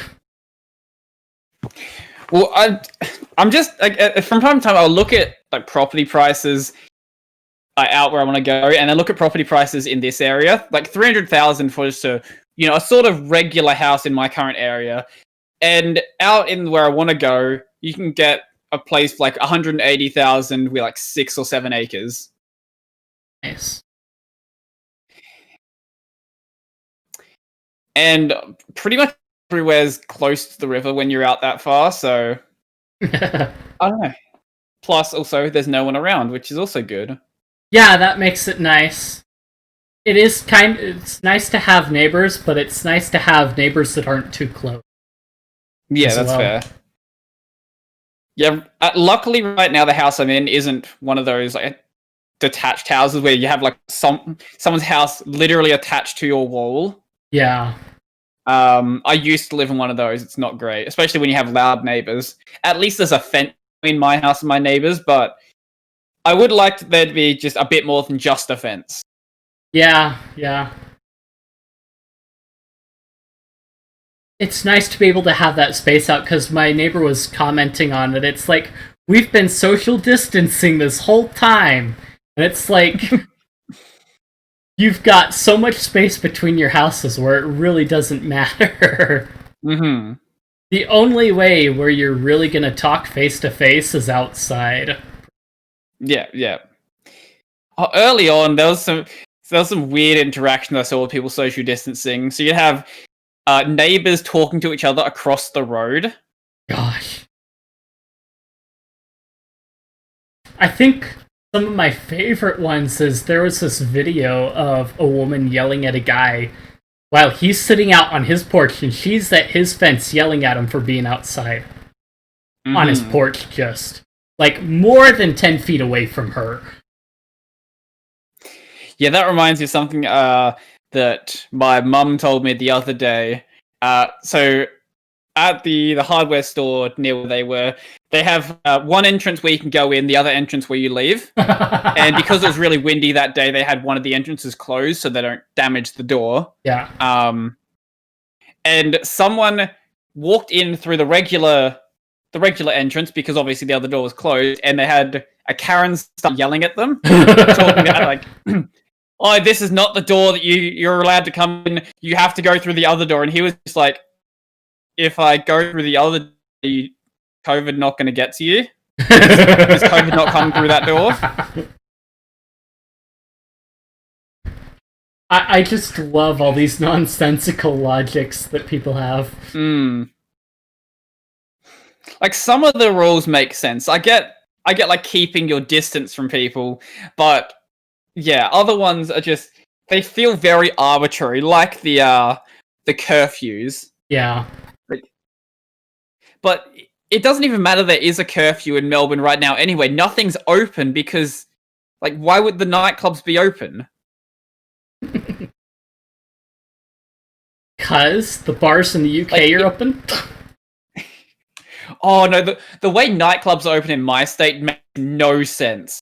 So they're still, I don't know why they're doing it like this. They're still operating as nightclubs, but you're not allowed to dance. So they'll have music blasting. There's still an entry fee, and the drinks are still really expensive, but you're not allowed to dance there. But you can then walk down, like 5 minutes down the road, go to a pub, have the exact same experience with music that isn't blowing out your eardrums, and also there's no entrance fee.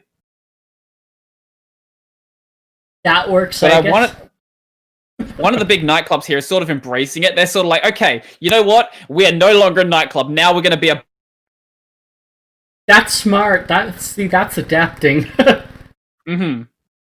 See, that's the thing, is most of people that basically went through it just fine adapted to it until the government came in and told them to shut down. Yeah, for sure. Yeah, there was definitely a lot of places I've seen that have been actually doing surprisingly well. But then you have other... Okay, there was one company called Jim's Mowing. You may have heard of from various memes online, because Jim likes to start various sub-businesses. Jim's Mowing, Jim's Solar, Jim's Plumbing, Jim's Electrical. Basically, any sub-business he wants, he just sticks Jim's on the front. And anyway. So, Jim's Mowing, obviously mowing company. They clean up your lawns. The government contractors who would do, like, the government land for, just cleaning up that grass, those were still going forward fine in Victoria. But the people working for Jim's Mowing, they weren't allowed to actually do their job, even though they were doing the exact same job as the government contractors. Gosh. Because they weren't working for the government, they weren't allowed to stay. It's like the daggum hair salons. Oh, you're not doing business for a political official. I'm sorry, you have to close down. Like, that's the point where people started to realize, like, this is not about the virus anymore. This is entirely political. Yeah. It's been political the whole time here, so. Yeah.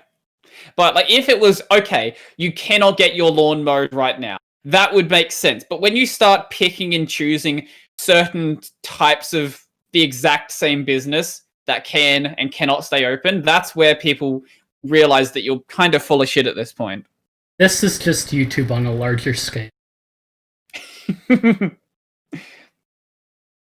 Oh, that reminds me, have you seen the clip? Was it Nancy Pelosi? Oh, who yeah. went and got herself a haircut? Yeah. Well, it's been all over the place. Yeah, I couldn't remember if it was Nancy Pelosi or someone else, but yeah, that right there is just the definition of hypocrisy. So Steven Crowder, she made the comment that it was a setup. He did a clip. It's like, Setup. yeah, it was a setup. We've got exclusive footage of it. You see, like, a gal at the phone, rings, picks it up. Yeah, we can do 10 o'clock tomorrow. Okay, yeah, see you then. He was set up. Just set up by yourself? What are you talking about? Like, that would be like if, when Hillary wiped emails, she was like, oh, set up. Like, what? No, that's not how that works. I don't know what happened. I don't remember the password. Oh, my finger sort of slipped. I just accidentally deleted 30,000. On a completely separate server that I wasn't right next to. Whoops.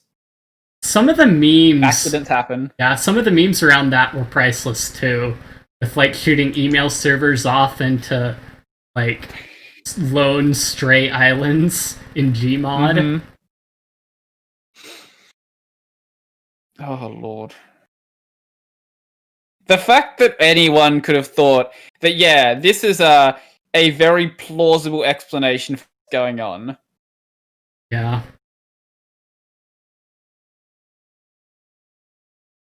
There are comments about some of the situations surrounding that I know my dad has commented on, and it's like, having been in the military, both of my parents, it's like, there's some logistical things that just really rub off onto the children, so. Mm-hmm. It's kind of fun, and the email thing was like one of those things he was commenting on. It's like, anyone else would have done that, they would have basically been executed. Mm-hmm. Well, yeah, that's sort of what I would expect. Like, that right there would be basically at the level of treason. Mm-hmm. But, yeah. I don't know. I've noticed that a lot more people who haven't really had much of an interest in politics have sort of been, I guess, taking some level of interest here. Recently, there was I don't know, it might have hit US news. There's a brand of cheese called Coon Cheese, which is a great name. I haven't heard of this. Okay. You're all... Basically, there's a brand of cheese called Coon Cheese, and they decided that their name is actually racist, and they're going to change their name. Oh my goodness. I think the name came from the guy who founded the company. I think his name was like Andrew Coon or something, or Thomas Coon. I don't remember his exact name, but basically it was the name of the founder. Yeah. But no, having Coon in your name, that's racist. I like to get all the places in the US that called raccoons coons. Yeah, we'll just ignore that. I just love the controversies that come up from ignorant people that, like, you did no research on this and have no idea what the background is. You're just asserting, like, your worldview onto it. You're guilty. No, this was the company themselves that came out and did this. I know. Well, it's the same deal. I don't think some of those higher-ups were, like, family or descendants of the founder at this point. Well, yeah, what they saw was this is sort of the direction that popular media is going, and this is what we need to do. By popular media, they mean mainstream media, yes, which is not popular. No. There are more people watching Minecraft videos than are watching TV. But the point I was getting at there was, I've noticed that with stuff like that happening, a lot of the boomers are starting to take notice. Yeah. It's like, what do you mean they're changing the name for cheese brand? That doesn't make any sense. Or, there's just various other little things like that have been like every time I go see my parents now, they'll mention something, and I'll just be like, yes, I've been talking about this for the past 5 years. Welcome to the club. Do you want more red pill? But I've noticed my sister has sort of been acting a bit strange lately, saying some things where I'm like, you've been hanging around some girls groups, haven't you? Yeah. So in Utah, with the way the culture is, you get all these people that like do kind of the same thing, more particularly in like Provo, where it is more kind of fruity. And my sister lives down close to that area, and people are like, well, if you don't wear a mask, you're not a real follower of Jesus Christ. It's like, people, really? And then my sister posts a picture, basically, of that and affirming it, and it's like, my parents got really worried. Like, yeah, and I'm like, someone needs to get a little slapped. When my sister says that racism is power plus privilege, that's when we need to have a talk. Yeah, have you She's been leaning towards that direction. Yeah, have you seen the Yuri Bezmenov interview? Parts of it. Parts of it. I know the whole thing is uploaded on BitChute. I mean the parts of it that were in the Call of Duty trailer. Yeah, well... But the thing is how everyone discovered Yuri Bezmenov. Yeah, well, the guy that did the interview, like, it languished for, like, forever. Call of Duty, and he's like, not only did he get paid, but it got lots of exposure. Which, with the way the game industry had been going, it's nice to see them starting to make a turnaround a little bit. Yeah, so.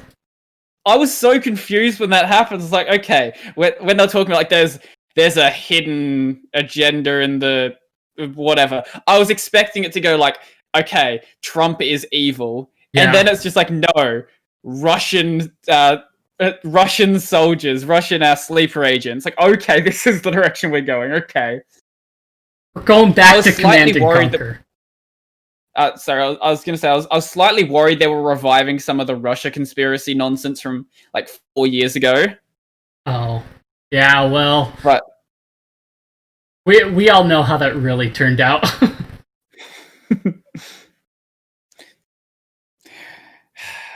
God, obviously that was nonsense. See, it was 3 years of, like, sitting there listening to it, like, wow. They're still going. Yep. They're still going. How long did you hear? Huh? Did you hear there were, like, new talks about trying to impeach Trump if he pushes through his new nominee for the Supreme Court? Yeah. I think the latest one they were going with was, like, colluding with China for, like, impeachment grounds. Yeah, a few months back, they're like, no, Trump hates China. Yeah. That's racist. But no, now they're best friends. It doesn't make any sense. Yeah. Trying to, like, apply a framework of logic just doesn't make sense in this regard. It's not going to happen. You just confuse yourself even more. They hurt themselves in confusion. I really think that's what's kind of, like, hurt them. Is like they've backtracked on some things, gone over and stepped on their own thing and other things, and it's like, guys, pick a lane, please.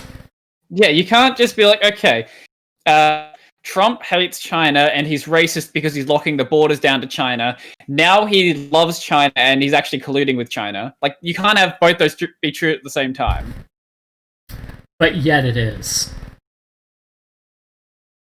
Oh, I do like that there was a little bit back, there were some stories saying that Trump didn't take a hard enough stance on, like, COVID-19, whereas he was the first one to say, we need to lock our borders down to China. Yeah. And everyone was saying that we shouldn't do that. Yeah. And I think he was actually impeded by Congress for trying to do it too. Mm-hmm. Which is funny. Yeah, probably. But yeah, there's of course this he hasn't been able to take as hard a stance as he wanted to because you guys have been stopping him at every step. Not doing enough. Well, you said he was doing too much a while ago. Which is it? He's not. It's like, okay, just I don't know. We use a football analogy. Say, yeah, your quarterback's not getting far enough, but he's got like 10 guys wrapped around him. Yeah, of course. Yeah. And I know there are people that were like pro-Trump. It's like, I regret my vote now. It's like, because he hasn't done anything. It's like, have you not been paying attention? Or have you been watching too much CNN? Speaking of, completely misrepresent what's happening in the world, I've been reading 1984 the past week or so. Yeah. First time, haven't ever read this book before. And I haven't read it this yet, is a interesting title. Yeah. I've still got to finish up the fourth turning. But that's on my reading list for sure. I've got Mein Kampf to finish up still. And then there are a few others, but Go ask Aiko which is the correct translation of Mein Kampf to read. I was I? Yeah, I was in that conversation. I was the one that posted the 2 PDFs. Mm-hmm. He is he's an interesting character. I can tell you've had a few interesting characters on Discord there, so. Yeah, that's a whole podcast by itself. Yeah, Mr. Allbombson. That was a fun character. It was fun while it lasted. Yeah, I always forget who's actually been around that long. But you were you around when Allbombson was there? For a little bit, yeah. Okay, yeah. Yeah, I think he was around for the waifu, Get Cool one too. Ah, yeah, okay, no, you have been... I forgot that was you who made that. Yeah. Yeah, you have been around for a long time, haven't you? I've been in a few places a while. Sometimes I just lurk and I get busy, but yeah. Yeah, that's fair. God, waifu Get, that was such a stupid video. That was the video where some people realized I was a weeb. Like, have you not noticed my shirts this entire time? No, they haven't even noticed the wallpapers. Yeah, I guess not. Yeah. See, I've kind of been, like, debating. It's like, do I do, like, a weeb-off thing? Because, what is it? My bedding now literally ordered from Japan. Like, the futon and everything.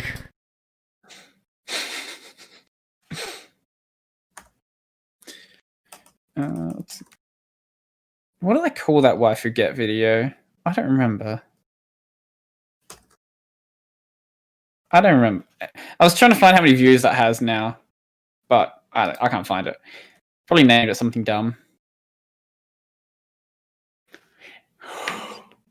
Doesn't really matter. Yeah, he's not actually banned from the server. That's the funny thing. He just never bothered to... Yeah. I think it was you that said he left on his own. No, I think I kicked him. Maybe. Wait, no. No. I kicked his ult, and then he left. Oh, okay. Yeah, one of the ults he was using for posting scat porn. Oh. Interesting. Oh, yeah, I don't know if you were around just specifically when he got banned. Or got kicked, I guess. Whatever. I think I don't know. Yeah, okay. I might have been around for some of the aftermath. I probably checked in for some of the aftermath and was glad that I missed it.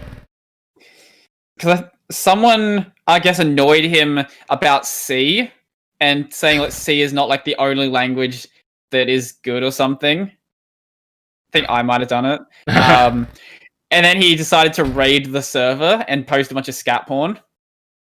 And then he, for some reason, thought that I didn't know that he was the one who did it, even though I was in his server, and saw that he posted a link to my Discord. It's like, what are you talking about? Of course, like, how are you this?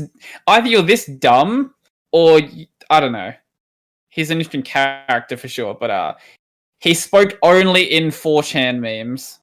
Yeah. He was not capable of having a human discussion. I mean, not all of them are bad, but some of them are really horrible. When your entire vocabulary is Terry Davis quotes, then you're hard to talk to. Yeah. Luckily, I have my honorary black person card. So. When you're in LA and you're a missionary, some people like you a lot. To the point that you also get the honorary Mexican card. So I've got my slurs all covered. That is good. Now you just need, like, the honorary Asian card and you'll be good. Yeah, I haven't gotten close to that one. That's the sad one.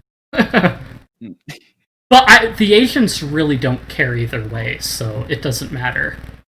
Yeah, that's fair. And then there was that study that noted that Japanese people were actually descended from Europeans, so...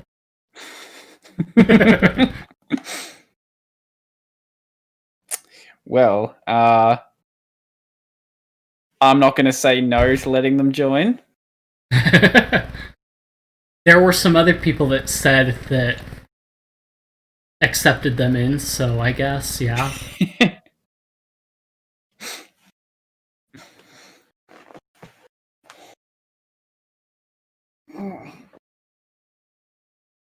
Well, I think that is a full episode right there. Might have to do another one later on down the road. Yeah, well, at some point you should come onto my show. That'll be fun. That would be. Maybe hopefully your webcam is working by then. Yeah, I'll have to figure out what's going on with it. Yeah. Well, yeah. Thanks for coming on. If you enjoyed this podcast, leave a subscribe, like, all that other stuff, comment. Look forward to another one in the future, and I'll see you guys later.